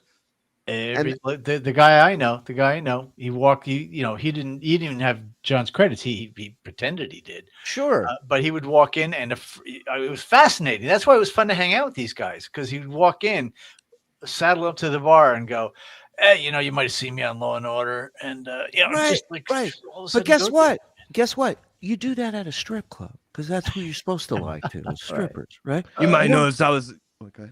Yeah, no, you just don't go to a pub you hang out at every single day and just lie to people's faces over and over again. Yeah, it's a nice place, but it's not Scores. I used to go to Scores all the time when I was on the Howard Stern show. I was going to say, Sheet Shitterson put together that part 1 of that documentary, and I believe in that part 1 is an interview with a local from his LA place. What's the name of the LA place? the Pickwick pub. And the guy even says, "Oh yeah, he brings it up first." He's like, especially if there's ladies around. Yeah, that makes me love this all the more. I mean, to be a fly on the wall at these places and to watch him operate. Yeah. Oh my God, how great would that be? When I lived in LA, I went to the Pickwick Club, and like Mr. Belding from Saved by the Bell was like lingering around, like lingering. Didn't that guy get in trouble for something? Yeah, it wasn't. Yeah, you don't want to go into that. Not good. Not good. I hope a selfie of you two doesn't pop up on Twitter. No. You're gonna find out why they called him Screech. I tried to interview him; he wouldn't do it. Guy's drinking because he hates his life. Everywhere he goes to it, Mr. Belding. And he agreed to do an interview, and I just discovered the Stern show, and y'all were talking about Screech. So as soon as it started, I just asked him about the sex tape with Screech, and then he just shut it down. You know what? You didn't waste his time, Abba, and I respect that. You gotta do what you gotta do. You gotta do what you gotta do. Right. They recognize me. They take pictures, and they go, "Hey, I'm a plumber. You ever need a plumber? Hey, I'm a lawyer. You ever need a lawyer? Hey, I'm a water system guy. You ever need a water system guy?" Water system guy. Hey, I'm a hooker. If you never need a hooker. Hey, I'm a cowboy. Where can I put my lasso? You ever need to pretend to have a boat, let me know. If you need a lolcow, let me know. I got a guy. If you need a doctor's office on an airfield, let me know. You need a candlestick maker, let me know. And imagine these people when they get a call from John, who they probably haven't heard from in years. It's like, "Listen, I got this buddy of mine. He's got a club foot. I need you to go do a job for him." Who the fuck is this? Who are you? John, the guy you bought beers for that night? Yeah, we met 7.5 years ago. I told you I was Stuttering John. Right. That's great. And I keep their numbers. And why not spread the love? Yeah. Why should I be the only one using people? Yeah, like General Watts. Right. Carla. Skywalker. Yeah. Well, you're up. Doesn't respond. But we're good. He doesn't even give me the respect to respond. Dues payer. Testament to his loneliness. You know what I mean? Like this is where he's trying to be social. Yeah. Like he's grasping at straws. It's crazy. He was excited to learn that Karl lived there. It's amazing. but Zen hit it right on the head. It's about having a conversation. His biggest fear is that Karl comes back to him and goes, holy shit, I do need a plumber. Can you reach out to somebody? Oh, you know what? Could you come feed the cats Tuesday at 9:00? That's his biggest fear is he gets called out to do any of this shit. I mean, and the great whole if John did that now. or Karl did it now. yeah, if he went through with it now. But the whole basis of it is just to talk to Karl. That's all he wants. That's where Karl fumbled it. He should have taken him up on every single one of those offers. I mean, I get it. Like, it's a tough choice between, trolling Boundaries. a retard or living your life. You know what I mean? I need you not in my life. Right, right. What is Karl, a lawyer? I mean, leave him. yeah. What do you think? He went to law school like a fucking idiot? Should Karl show up at Chiller Con and just hang out with him at a fucking at a table? And be the only person drinking there. Yeah. Oh my Wearing God. a flotation device? And when they asked me, what? Is he getting emotional, Frog? Are we about to see a very special Stuttering John podcast? I just No, but you just gave me a great idea for the next package. Yes, I want a very special Uncle Rico. I want voiceovers done. Yeah. I want it to be like when Family Ties, when Michael J. Fox was on Dexatrim. Right. Remember that? I think this was the episode where John had just auditioned for the Marvel movie as a Silver Surfer. Yeah. That's great. That's great. great. But can you do me a favor? Can you take Mike's place up where he is right now? You got it. They're all gone. Still above me, Mike. So That's don't right. worry about it. We'll Oh, change shit. that. Change All right. that. Fair enough. What do you want in time spent? And I realized that there's no way I could spend. Beef freeze? Wow, this is powerful stuff. Powerful stuff. Hey, that Silver Surfer joke could have worked just now. Hopper. That's a good one. I like it. Timely. Yeah, look at him. He looks like the flat Ronnie. Like it's just a cardboard cutout. Pitched every morning from 9 a.m. to Jay. We got up at 7. We edited all our pitches because they were so we had to pitch. Yeah. And we edited it on Final Cut Pro. He didn't do any of this, by the way. Because we really want to get the joke through to Jay and to Jack Cohen. Wasn't Final Cut Amateur, okay? It was Final Right. Cut. Right. Didn't we see his iMovie work when he made that intro to his stupid show? Like he can't run shit. Right. Well, there was also his attempt to correct the sideways footage, remember? Yeah. Oh man. That was good. Yeah. Head writer. And I was a damn good writer on that show. And Jack Cohen said, I wish I had 10 Johns. That's his quote. Jay came up to me at least That's really 2 or 3 like times. coffee. John, God damn it. you're doing a great job. You're fucking awesome. You hear that, Lady K? Oh. That is the truth. I swear on my life. I don't really care. I mean, I do. Here are my favorite movies. Oh, And God. I'll explain why. Oh, my favorite John look, by the way. Yeah. I've you met never the only- seen. Go ahead. That's it. No. You say it quick. Go. I've never seen anyone else in the universe wear a Dark Brennan t-shirt. I've not seen that. I've not seen anyone but him. That's because he bought all of them. He wears all That's super chat money. All Can you imagine? Can you imagine, John? Like, because I'm assuming these stories are true. Like, these people have said that to him, but it's because he's gone up to them, going, "Was that good? Am I doing good? Am I okay?" And they're like, "Yeah, you're great, John. You're fucking Yeah. great. Can you go over there now?" Yeah, it's the same thing. He always brings up Gary's wife saying, Gary's wife even said, Mary, we're all jealous of you, John. You can hear the way he says it. You can almost hear Mary's voice, even if you haven't heard her ever speak, going, we're all jealous of you, John. Yeah. When Richard Lewis goes, it's all brilliant. John. Yeah. It's all brilliant. It's all brilliant. Same thing. Mary You knows wrote how- this? This is brilliant. Yeah. Sorry, Abba, go ahead. Mary knows how to finesse narcissists. Like, granted, Sal I think is amazing, but he also like went away from their vacation feeling like she loved him too. Like That's she true. knows how to like, yeah. That's true. Plus, every wife likes seeing their husband's balls get busted, So I'm sure there was some entertainment for that. Yeah, call him a monkey. She's high as a kite. He never made me come ever. There you go, Mary. Easy. Heavy in the trolling today. Not that I really give a shit. They don't boo nobodies.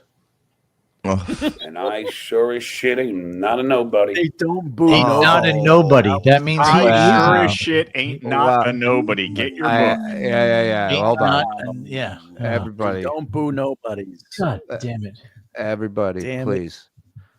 Get small children out of the room. We do not want anyone learning English like this. Go ahead. I see we are heavy in the trolling today. Not that I really give a shit. No. They don't boo nobodies. And I sure as shit ain't not a nobody. Ain't not a nobody. Ain't nobody. I sure as shit ain't not a nobody. Holy Christ. Yeah, Citizen Kane. You could put that quote under a picture of a slave, and nobody would ever know. They would go. Sorry, Abba. Shuli has room up there. Go ahead. Great Shuli. There you go. God damn it, that was fucking great. That tickled me so. Recognized on the strip. Doubt that ever happens to the dues payer. Hey, dues payer! So I can't even enjoy Vegas without thinking of me. My favorite movies. Look at this fucking dummy. Seriously. Hold on. Is there more of that list? No. Okay. Hold on. We'll get back to this. I just want to go back to the list. Yeah, I wanted to see that. Yeah, let's take a look at that. Okay. Jaws, Goodfellas, Field of Dreams, Bad News Bears, Empire Strikes Back, Cousin Vinny, Fast Times, Animal House, Gump. Godfather, Exorcist, Almost Famous, Princess Bride, Spinal Tap, Shawshank, Breakfast Club, Platoon, Kelly's Heroes, Rocky, Aliens, American President. American President? Yeah, that's one with Michael Douglas? Yeah. What a piece of dog shit that. And Holy Grail. Obviously Gump. Yeah. They're good movie. They're all great movies. I don't know. Yeah, but it's such a hot take, though. Like, these are fucking good movies. Everybody likes these movies. Yes, everybody agrees. These are movies that are good, fun to watch. Take a risk. Throw something out there, Be like, hey, I think Ben Stiller's Heavyweights is one of the most underrated comedies of all time. Or Cable Guy. Yeah. Yeah. Hey. These are his favorite movies he likes to misquote. My favorite actors, Daniel Day-Lewis, Heath Ledger. It's like, all right. Lieutenant Dan. I really thought he had no legs. That's how good he is. And would you put Godfather or not Godfather 2? Right. He just means the whole collection, I guess. Or Star Wars, not Empire Strikes Back. That's 25. Right.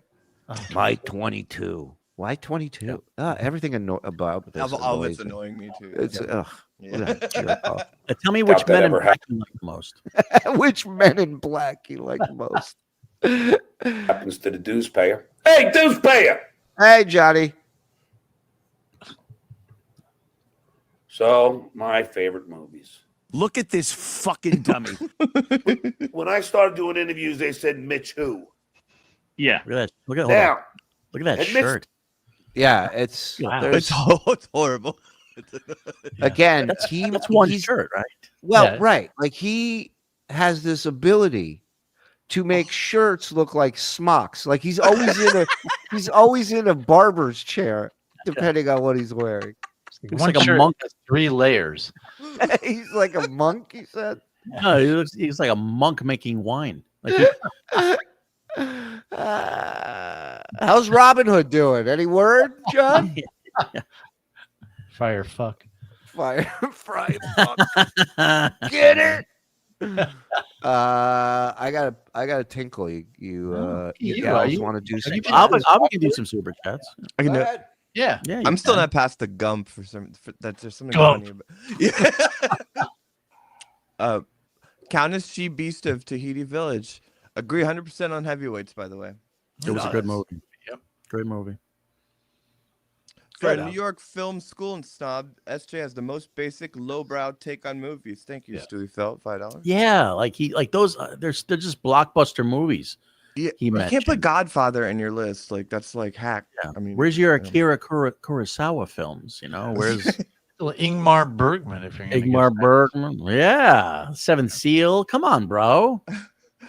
Bingo Bow Green Girder $2. Did Bowie actually hate you, Shuli? We should save that for Shuli. Sorry. We should have. No, we didn't. We were friends. Yeah. Laziest Man of Mars $2. Best femme ties was Tom Hanks drunkenly assaulting. Oh Kate yeah, McKay. yeah. Remember that one where he drank the vanilla extract? Oh, that was so great. What about when he challenged the Fonz on Happy Days? Remember? Yeah, right. Mr. Karate Right. Guy?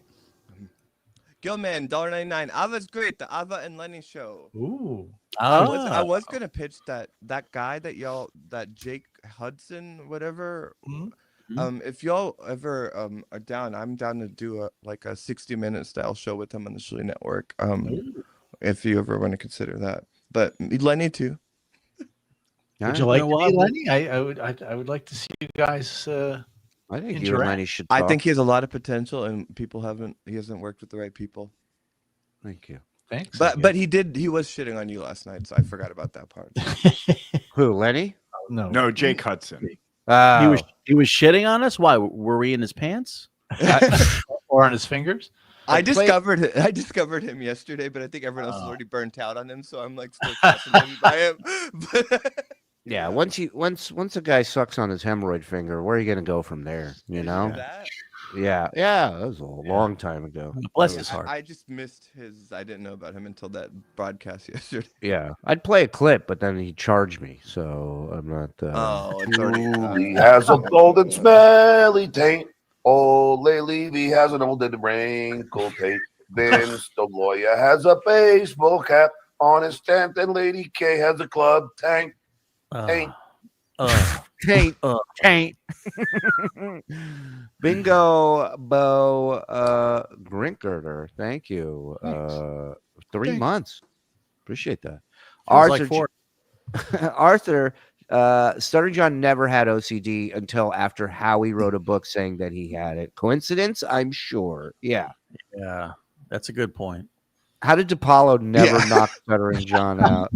Oh my God, him suggesting DePaulo being the So vote insulting. screener is amazing.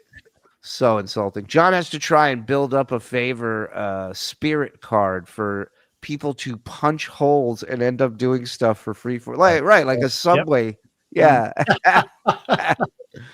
Did Bowie actually hate you, Shuli? No, I think we got off on the wrong foot for a little bit and we talked it out. And he's a great guy and he fucking helped me a ton over there. I got nothing bad to say about Gary. He had a hard job. Listen, hard job, and I was definitely a pain in the ass. I will for sure admit to that. So yeah, I don't, John's favorite movie is A Space. Get out of here with that, Peep Trippin'. That was so funny. I didn't realize his tab was up during PDB today. I was texting Karl and I was putting in the name of the movie and it kept on auto-correcting the word I was trying to get him to take off the screen, which is crazy because I text that word every day. I know. It's nuts. Oh, that was funny. Thank you, everybody. 800 in here strong. hit like, hit subscribe, hit notify. Thank you to everybody gifting tier 1 memberships tonight. You're keeping Blunder Years alive behind the wall. Let's get back to the package. Thank you. Doing them. I enjoyed it. Now, when I started to get recognized, I realized I had to reinvent what I'm going to do. So not only, and I already had reinvented myself by writing bits and writing things and producing things. So now Howard goes, okay, I got a guy who stutters. He's got the balls of steel. He asks anything he wants. He's very funny and creative. Oh yeah, that's what he said. Right. Then what did I do? I became the shit stirrer. And I busted balls on the air nonstop. So now Howard goes, fuck. Not only do I get the stutterer, who has the balls of steel, who writes funny stuff for me, but he's great at fucking at taking a piss on the staff. Well, also got a ticket for taking a piss on the street, I believe. That is a fact, Jack. Wow. I wish there's a button where you could cue to that rant where he's like, "You have no talent. You're you come off obnoxious. You're not funny." Well, you know, the great thing about this is John's version of how Howard saw him and how he did his job, and you know, this sounds like an MVP when he's describing it. He looks like that. You know that it's like a pile of manure Chet from Weird Science or something. Oh yeah. Oh right. He actually looks like that right now. He does. Bundled up shirt. The color's not good for him. No. And now I did that for you, the English, you know, fucking taking a piss. Yeah, I get what you mean. So now there it is. And now he's like, this guy's amazing. So what? I remember this guy. Yeah, this is Dabbled Story. Yes. Yeah. Right. Didn't work out well. Right. I leave. Howard goes crazy. And he hires 10 guys to replace me. And not one of them had the brains to fucking, you know, do. I knew how to get on the air. Howard said, John, you're great on the air. He knew how to get on the air. He didn't know how to do his one job, though. Yeah. That was the only problem. Yeah. He's unreal. This is great. He knew that he found a gem, a diamond in the rough, if you will. You were irreplaceable. Dude, David literally was actually Davy Jones, but he changed it because he didn't want to be associated with Davy Jones from the Monkees. There's a little trivia for you. Wow. And let me tell you another thing. Hey, shitway. What's up? What's up, Pete Rose, out back of an autograph signing? What do you want to tell me? Did you ever have a conversation with George Clooney? I don't think, though. Thank you, Crackhead Bob. You're welcome. You love that. George, did you ever have a conversation? You mean was I sent by my job to ask George Clooney questions? No. Conversely, you're ambushed. Right. You didn't have a conversation with the motherfucker either. Conversely, George Clooney is never sorry to have met you. Yes. Have you ever asked George Clooney how he takes his coffee? I don't think so. I don't think so. Clooney came up to me when I was on Tonight Show. John, I'm so happy for you. Yeah. I'm happy that you're moving up in life. Jerry Seinfeld came up to me. He's taking people being normal, cordial, conversational. Conversational. Listen, none of these guys went up to him. He went up to them. Right. You know, you know, 100%, Mike. It's not up to them. It's that move where you kind of get in that space. You know, where you've been with those people where they get in the space and they're not directly approaching the person, but they're there. Mike, I got in an elevator on the 36th floor at Sirius one day with Jerry Seinfeld and either his manager, his buddy. I don't know who the other guy was, but they came together. Right. And I went down and I'm in the elevator. It's just the three of us the whole way down. At no point did Jerry look over to me and go, "Hi, I'm Jerry Seinfeld, just checking in, wanted to see." And guess what? At no point did I turn and go, Mr. Seinfeld, I'm a huge fan. It was the quietest elevator ride of 3 human beings completely ignoring each other. Thank you for locking in on that, because I felt like I was like, okay, I guess I believe this George Clooney part. But when he said Jerry Seinfeld was placating him, I was like, no, that's a lie. There's no way Jerry felt like he needed to tell this fucking guy. Like, no. Let me ask you something. Has Brad Pitt ever said to you, "Did you take a shit in my dressing room"? Thank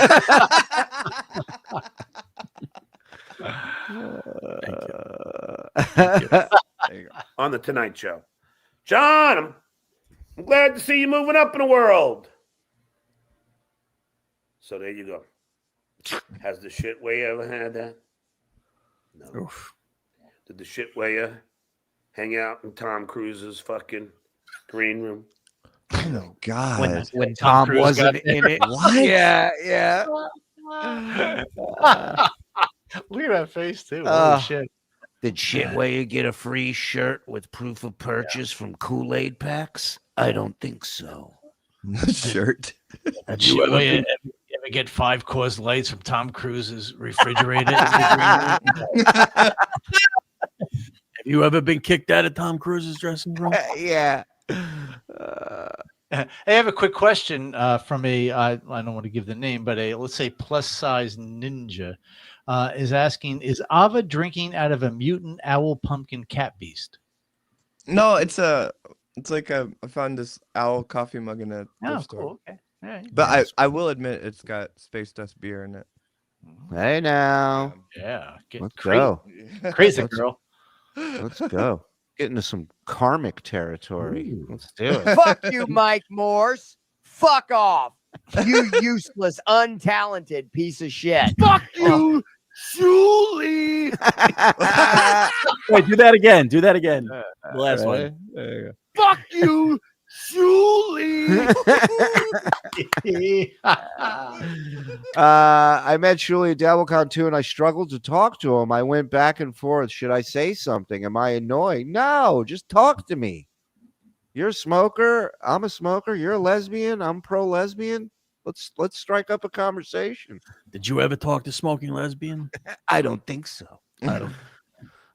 Tenor instead of a channel strike. One love, strongest show in the Dabbleverse. Love you. Thank you. Cunt chops. Love you, pal. Jad Allen, the professor. Thank you, sir. Really appreciate it. I got a tiny dick. Besides that, I appreciate your support. I owe you for the laughs and entertainment over the last few months, FSJ. Thank you, AJ Benzo versus SJ Benzo. Appreciate that, brother. Did Shuli ever sniff Kate Hudson's chair in the green room? Shuli, just watch Howard TV episode where Artie made. Hold on. I just watched that too. Watched that too. Where Artie made out with Blue Iris. How was that? Also, notice half the people there are dead. R.I.P. Canyon. Yeah, it was fucking wild watching Artie and her make out. Have you ever been caught eating cold cuts? Artie was like, it was fine. Eating cold. You ever pocket somebody's fruit platter? I have. Did the shitway meet Oprah and have a nice conversation? Is that a regret in your life, Shuli? Yeah. It's on my vision board. Her and Gail King together. And Stuttering John. Yes. He's so sad. Your mother-in-law pushes Anna to divorce you. I don't really care. I mean, I do. But here you got this loser who lives with his mommy, who's going to sit there and tell. Okay, Case. I was on. Let me get me out of here, right? Dave Berg, a producer, said, "Hey," goes up to Debbie Vickers, the executive producer. Yeah, Debbie Vickers. He must have. It must have been some snowfall that night in LA. Yeah, it's very rare, but every now and then some snowfall happens in LA. Light dusting, if you will. This looks like Nicholson in The Departed, where he goes, "I got a rat." He's making that face. It's that scene where he throws the coke on the whore's ass. Get in there. She fell funny. He fucking bickers and said, "You got to watch this guy. I'm a celebrity. You ever hear Stuttering John?" She goes, "Yeah, he's the guy in Stern, but." He goes, "Yeah." I love how obvious he starts looking up.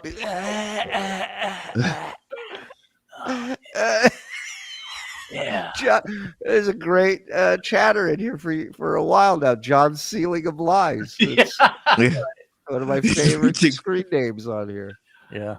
This guy's fucking charming and funny. I think you should check him out. I think we should book him as a guest. She checked me out. She fell in love with me. Yeah, of course. Right, Case? Yeah.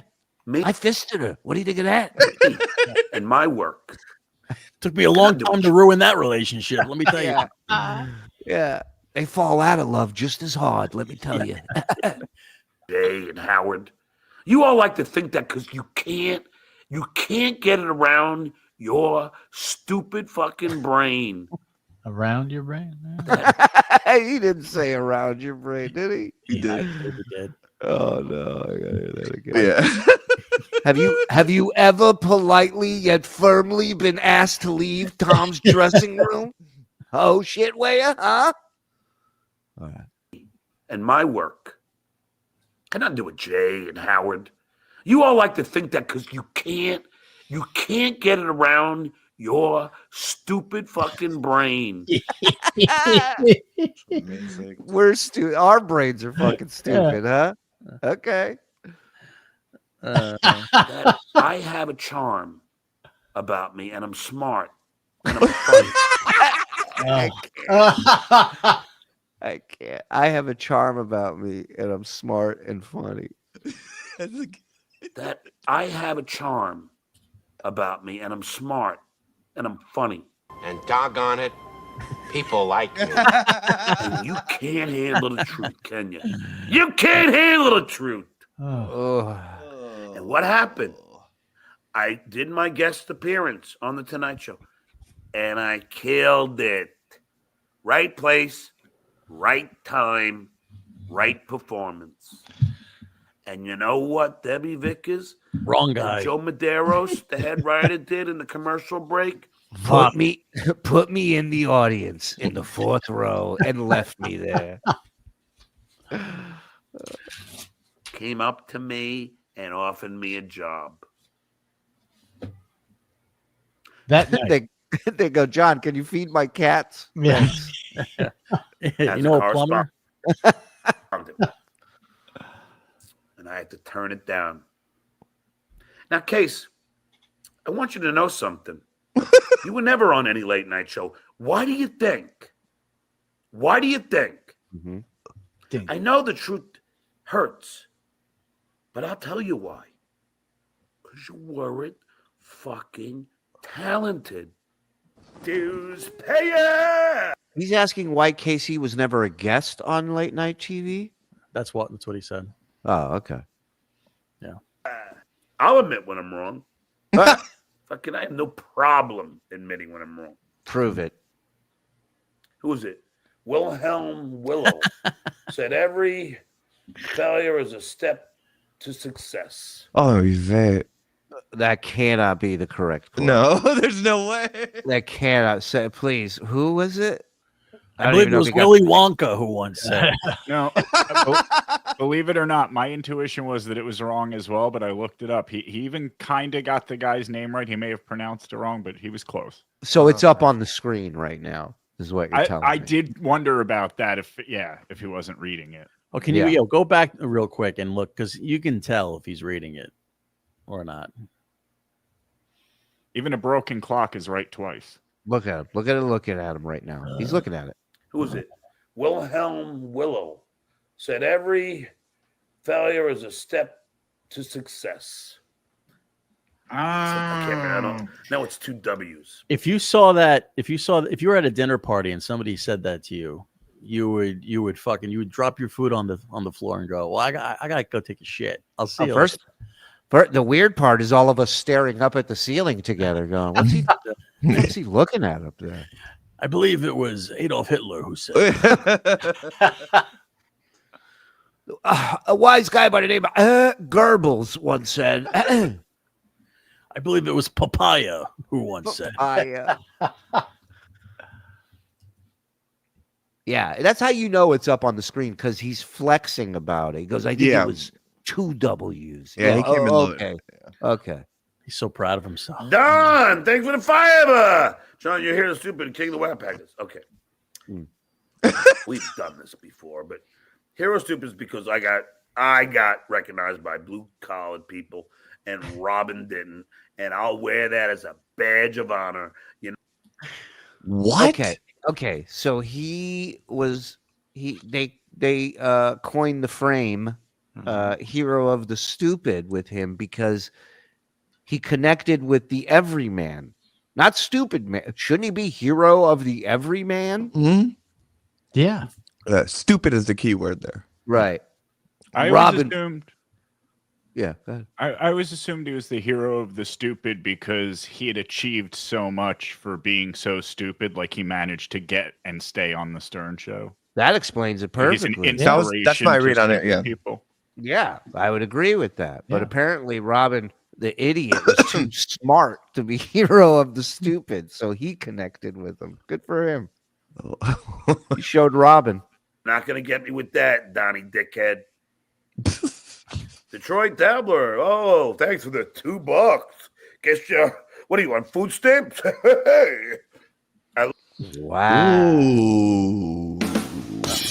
Oh, now you fucked up. We did fuck up. That Talk was about awesome. getting the admiration of the blue collar people.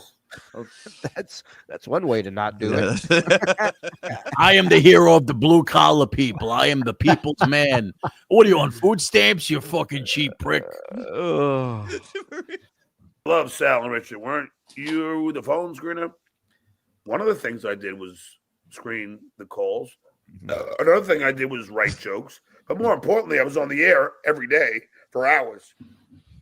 One time I had Grillo steal $100 out of Robin's wallet. I dare you not to want to punch that face. I know. Yeah. I know. This guy calls me smug. Every time he makes these faces, that's all I think about. I'm like, wow.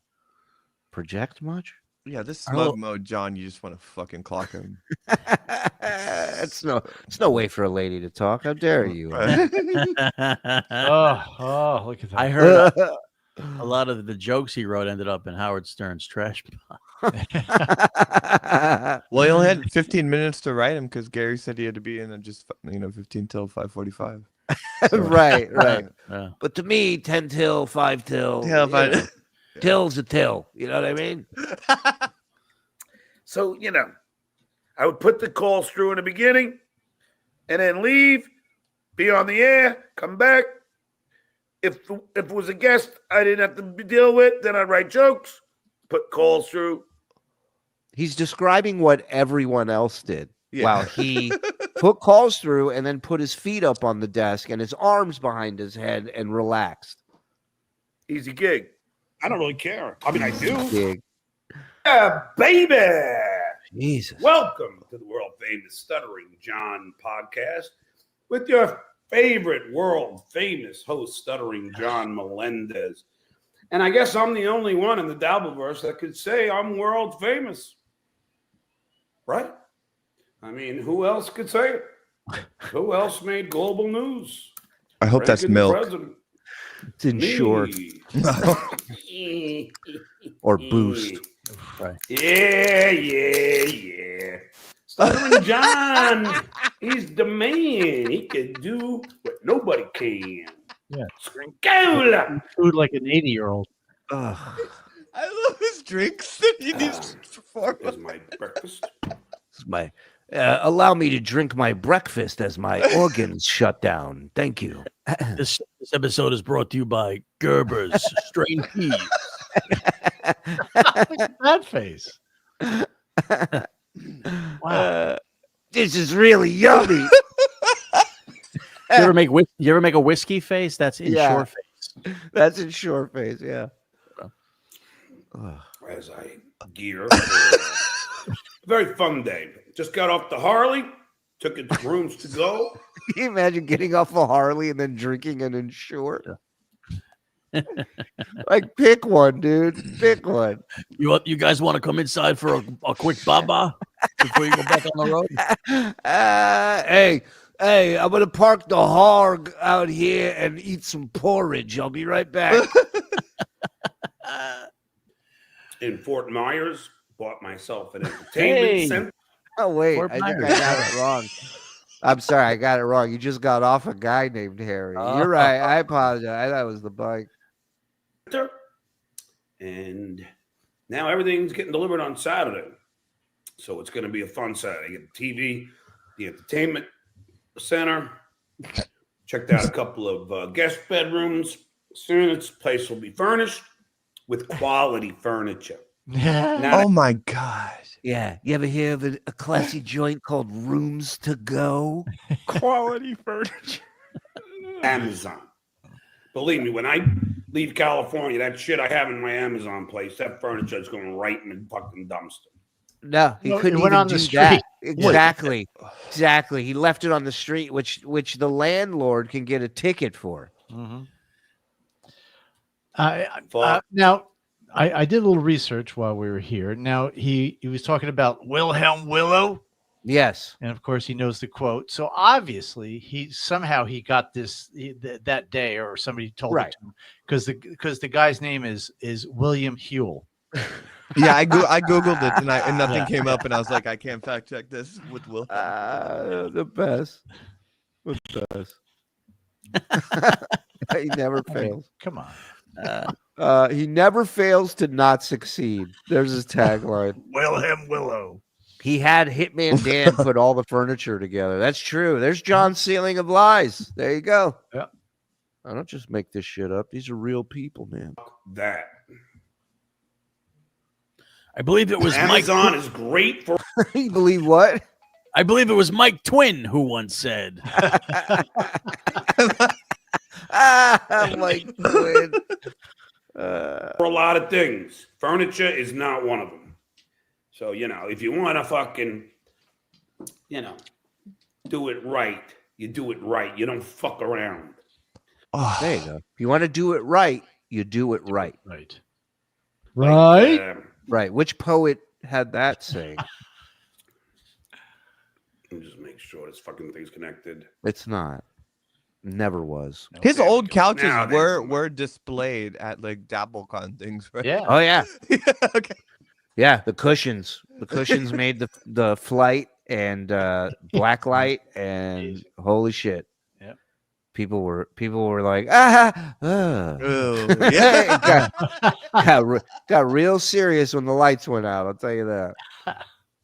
So I don't know why it doesn't connect automatically, but it's whatever. So anyway, I went to Stevie Tomatoes yesterday. I talked to the manager, who I love, and showed her the bathroom stall that Karl defaced, the door, and showed her a picture of Karl, gave her Karl's address. Okay. She will be billing him here in Cape Coral for having to get a guy to come in and clean the Sharpie off the bathroom door. I love this. They had to get a guy to come in to clean Sharpie off a fucking door. No, But who Mr. Clean Magic Eraser. Boom, boom, boom. You're done. kid? Who are you kidding? He's such a Karen. I showed her a picture of Karl. Yeah. She could have met Karl when we were there doing a meet and greet at your bar, dipshit.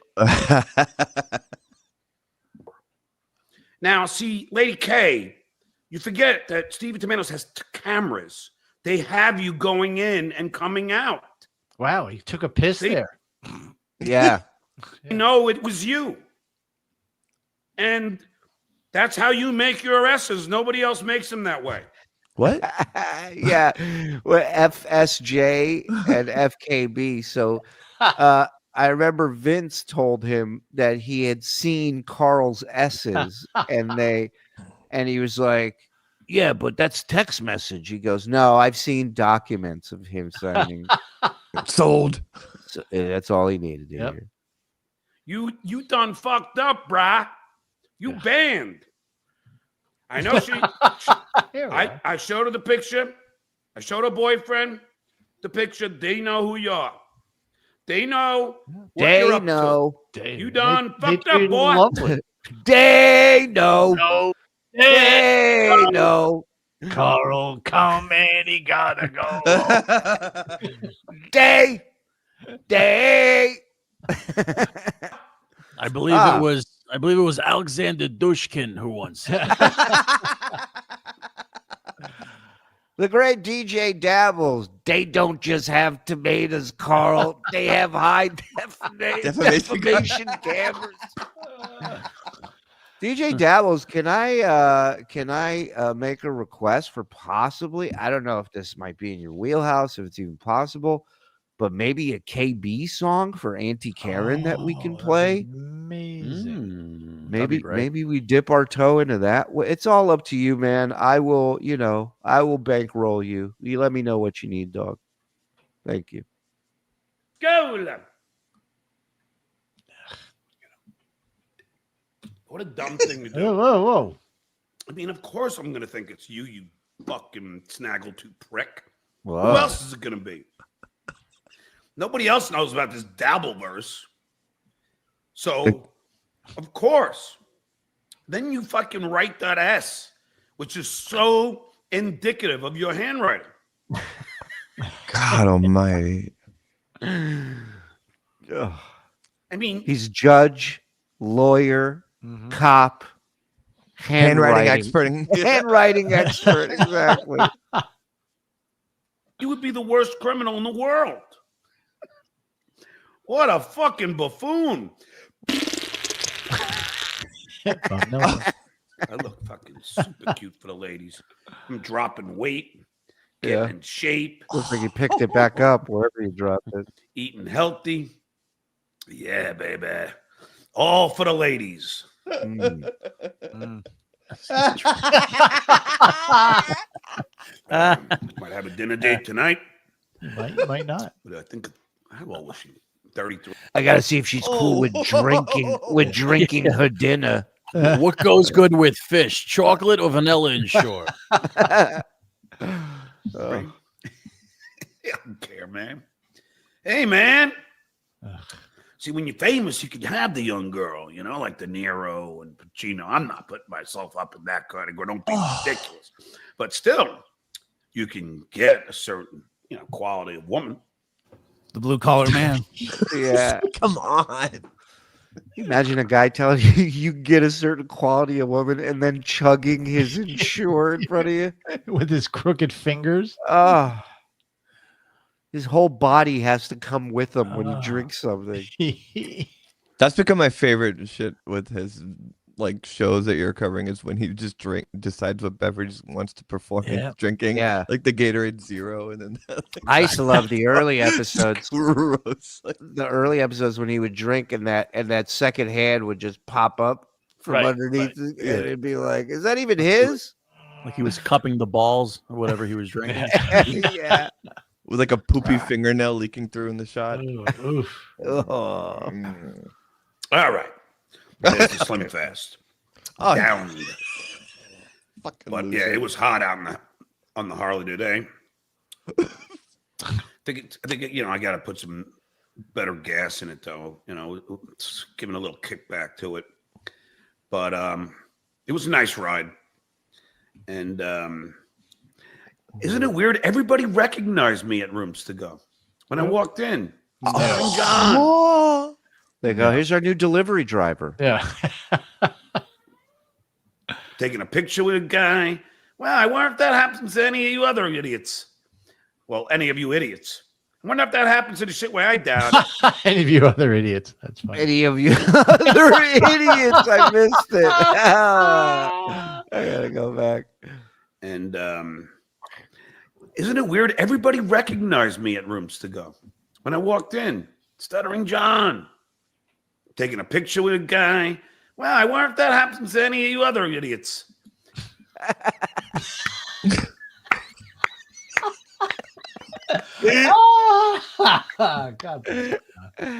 God. Well, any of you idiots. I wonder if that happens to the shit where I doubt it. I don't think it happens to Lady Kmart. I don't think it happens to Fatty Patty. I get recognized every time I go to Walmart by the manager Tater. Him and I have quite a friendship. You're late. Yeah, you're late. Shuli, I wanted you here 5:45. Nah. And he sounds exactly like a guy named Tater would sound. He's great. I don't think so. I don't think it happens to Moonhead Paulino. No. But by the way, By the way, TSN sucks. Fatty Patty. I'm telling you, that guy's gold. First of all, I know you're trying to He's something. drum up He's something. promotion for that fucking bomb hackamania fucking thing. So you're trying to pick a fight with me. So I would go back and pick a fight with you so you can try and drum up some ticket sales. I ain't taking a bait. Dudes, pay it! There's a lot of things that we're going to discuss today. I'll start with what Howard Stern once told me when I started my own show on Z-Rock. Sorry, so stop. Yeah, just a second. Where he did have a option for the sleeveless Sleeves. tonight, Yes. that he That wore is to true. ChillerCon. So true. Talk about your day. So let's talk about my day, shall we? Got out of bed. You're gonna okay. Ran a comb across my head, found the way downstairs, and drank a cup. Looking up, and noticed I was late.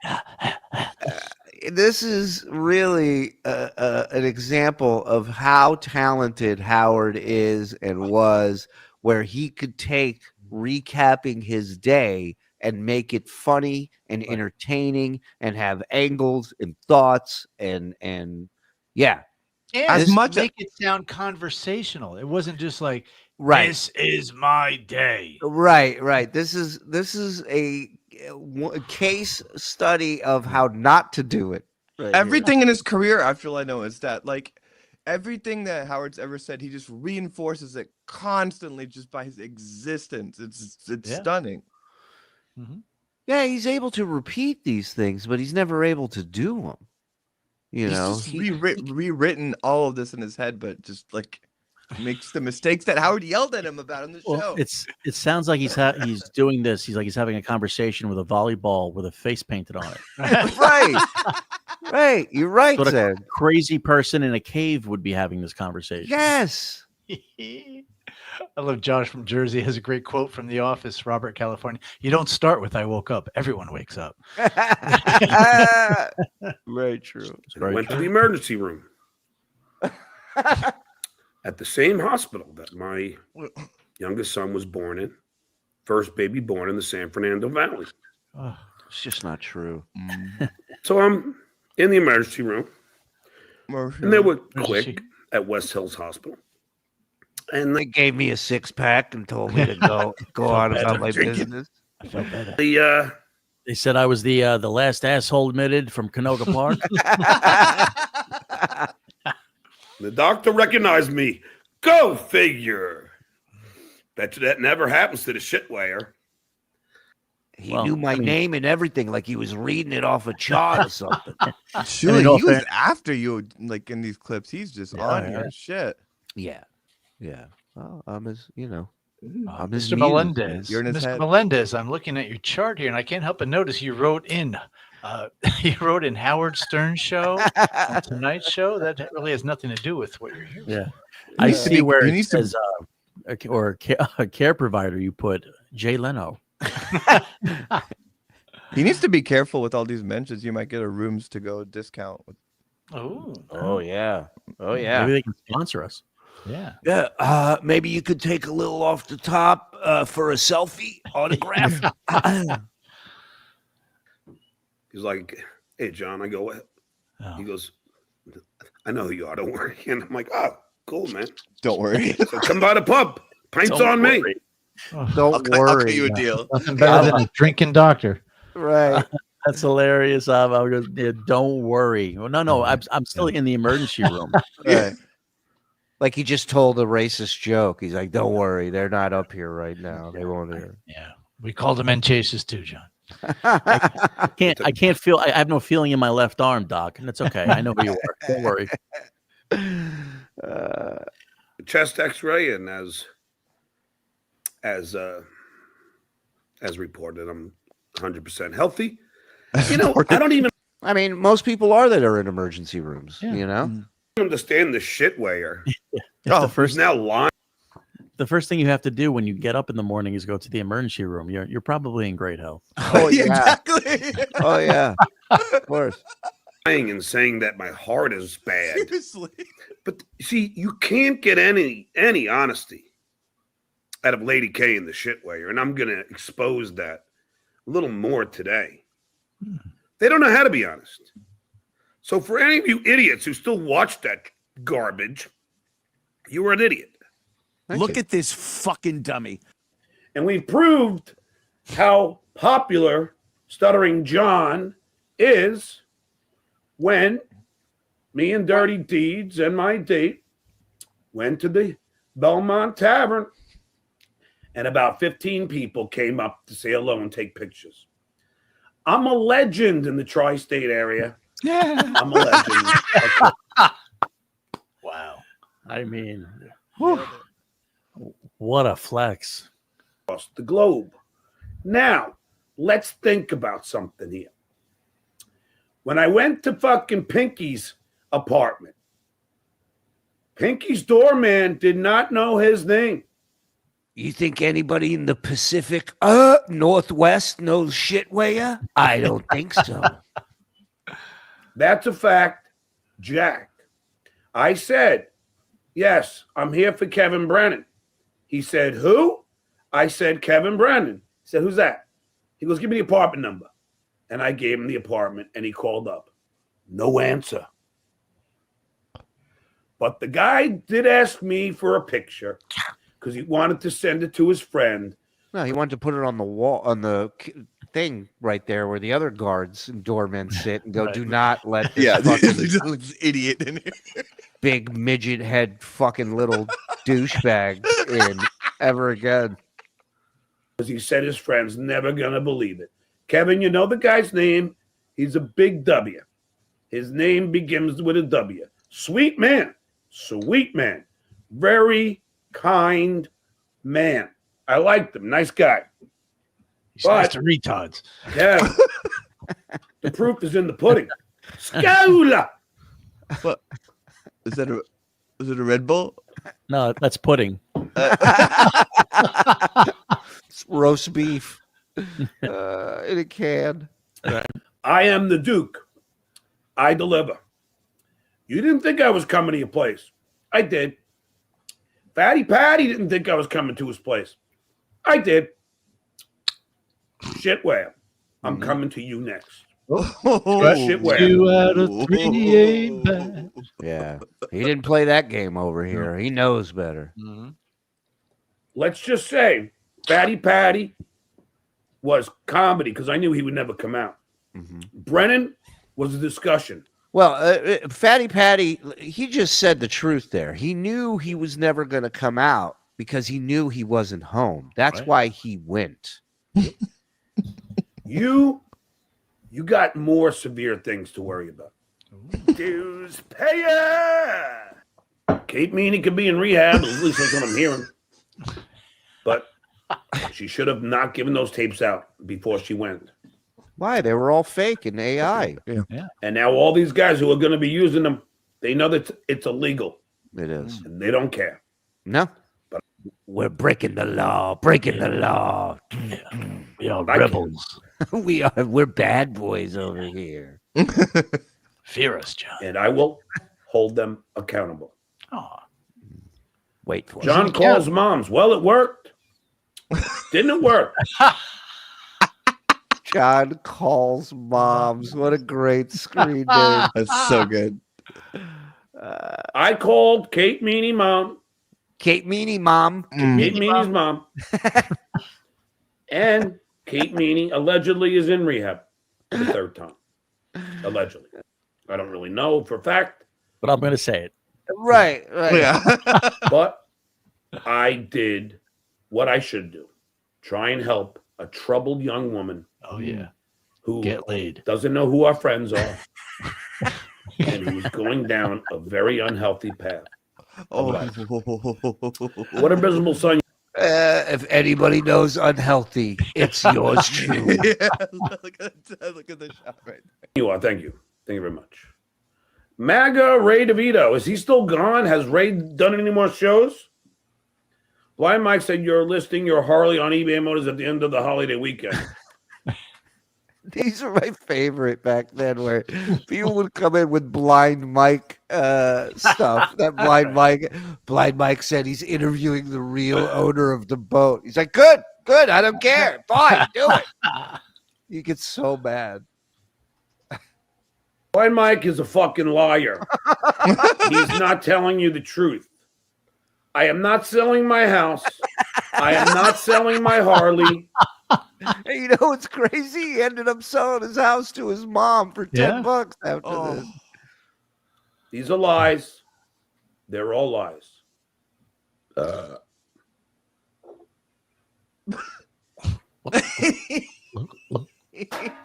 Oh God, Doug, I hate that.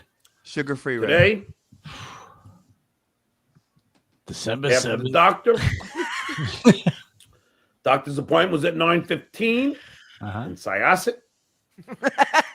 I'm just thinking, like, even if he had to tell the story of storming the beaches in Norway, he would make it the most boring version of it ever. So I got up. Ah. I had some eggs. I don't know.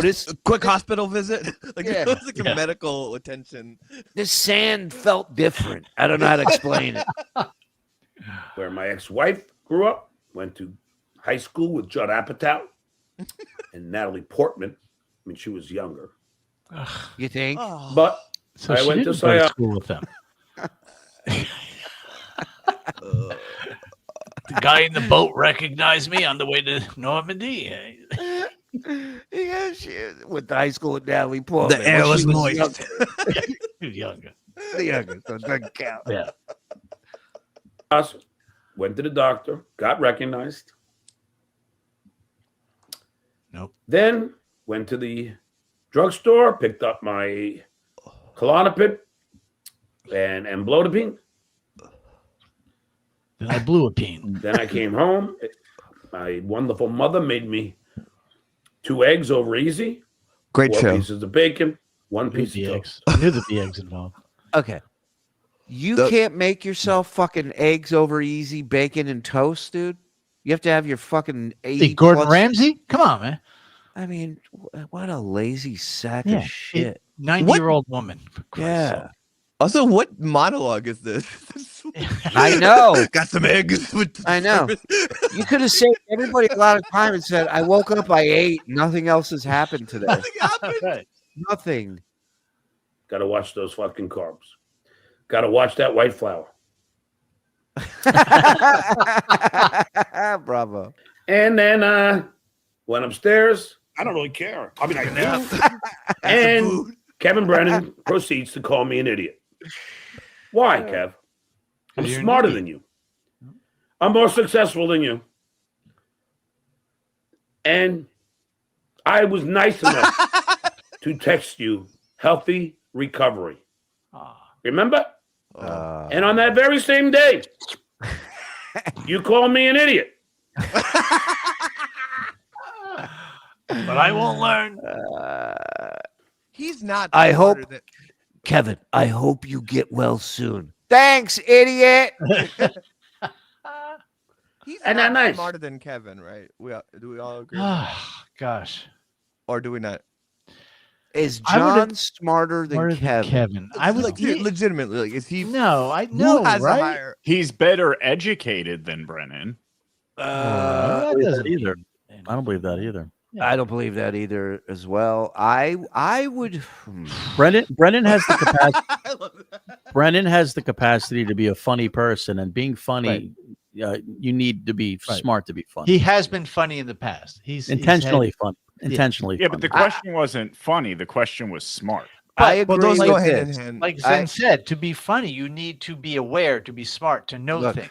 This is it. Stewie nailed it. Kevin is Stewie nailed smarter, but he's in decline. I Right. agree with He that. did pull out that redhead Cumia joke, like when he had that freak on yesterday. Yes. Right. That was good. That was Right. yeah. They're still there. It's just kind It's something. Yeah, right. Every now and then there's a flicker of something. Fuck Yeah. you, Shuli. like John's never made a funny joke ever, right? Never. No. And Kevin has. So Yeah. Good point. Not very nice. Let me just say, it's not very nice. He shouldn't be saying Oh, it. You know, that's, if I'm going to go out there. What? That's Pete Lorenzo he's doing. It might as well be. I don't know. There and say hey, something nice to you, you shouldn't call me an idiot on the same fucking day, you motherfucker. What was that? So that's what Kevin. Yeah, I don't. Does anybody have a clue what impression that was? Frog? That was the shark from I Jaws. didn't think it was an impression. That's a. He heard that voice and he goes, "Nothing new here." Yeah. Brennan does. 841 in the room. James Lagney. Eat your heart out, Chip. Where? Hey, John, we got 820 in the room as we're dying. Remember when you left? When you leave, this is over. There you go. Hey, John, we still have a show. And then he That is true. That's true. lies about when I came phrasing to his apartment. He says they do recognize him. They just, ever since the Matthew Perry thing, just do it. They don't want to say that they know who he is. Bullshit. Bullshit.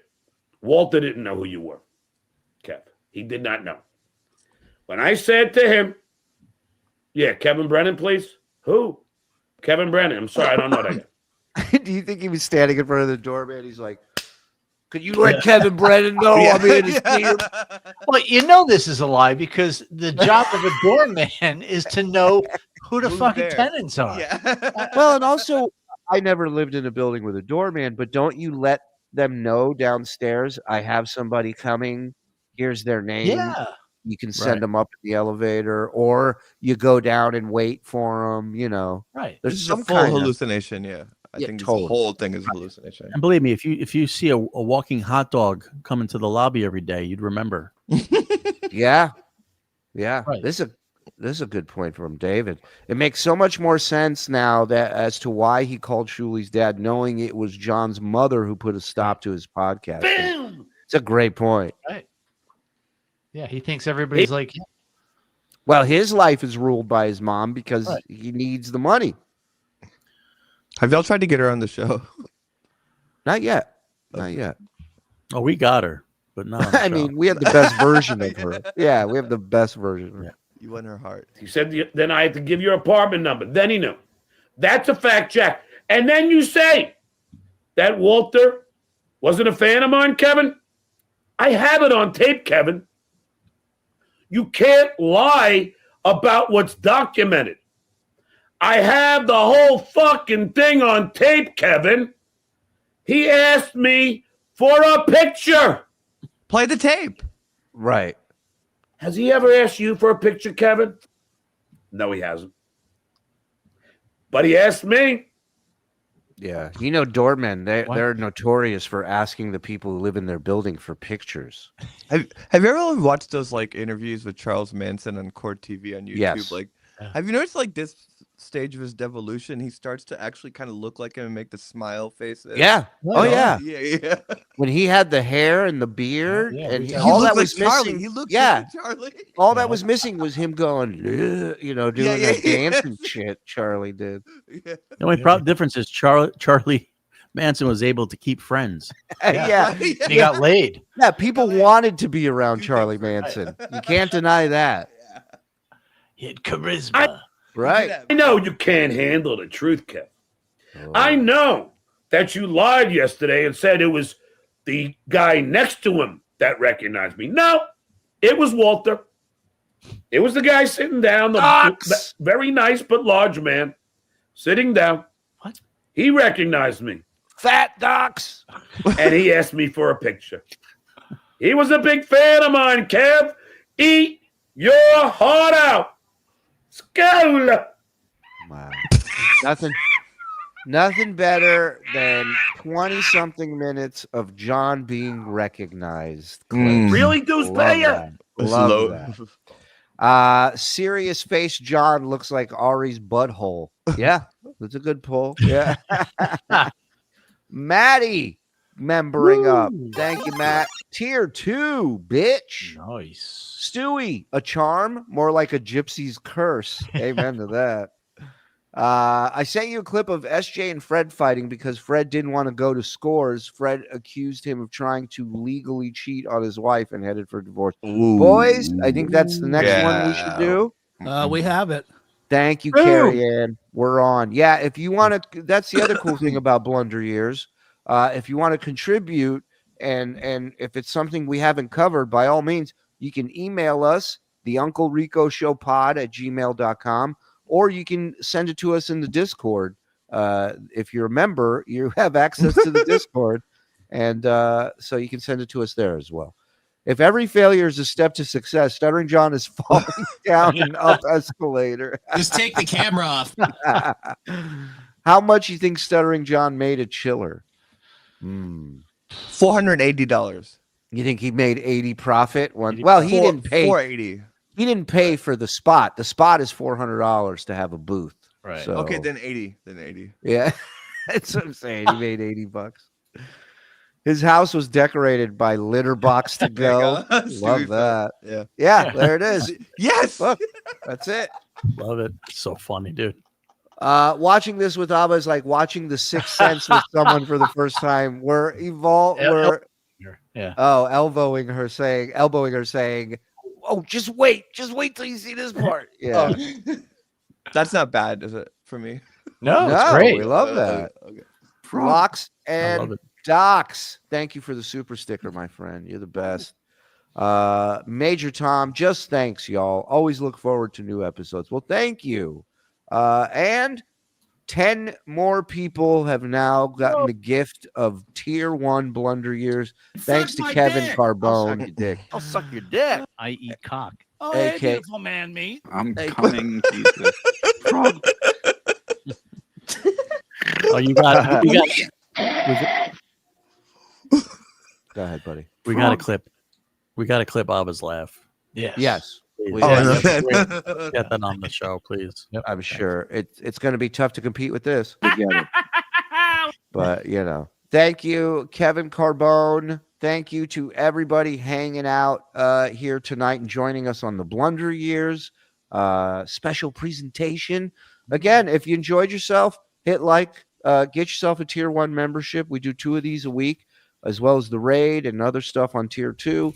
So thank you, everybody. Thank you, Ava. Can we plug something for you, Ava? Your music? That's same old, yes. Say it. Yeah. There it is. AvaRiseIt.bandcamp.com. Yeah, go support Ava. We love her here. And I love you all. Thank you so much for having me. No problem. Have a good night, everybody. Shout out to the boys in the back. Great job. Thank you. Bye.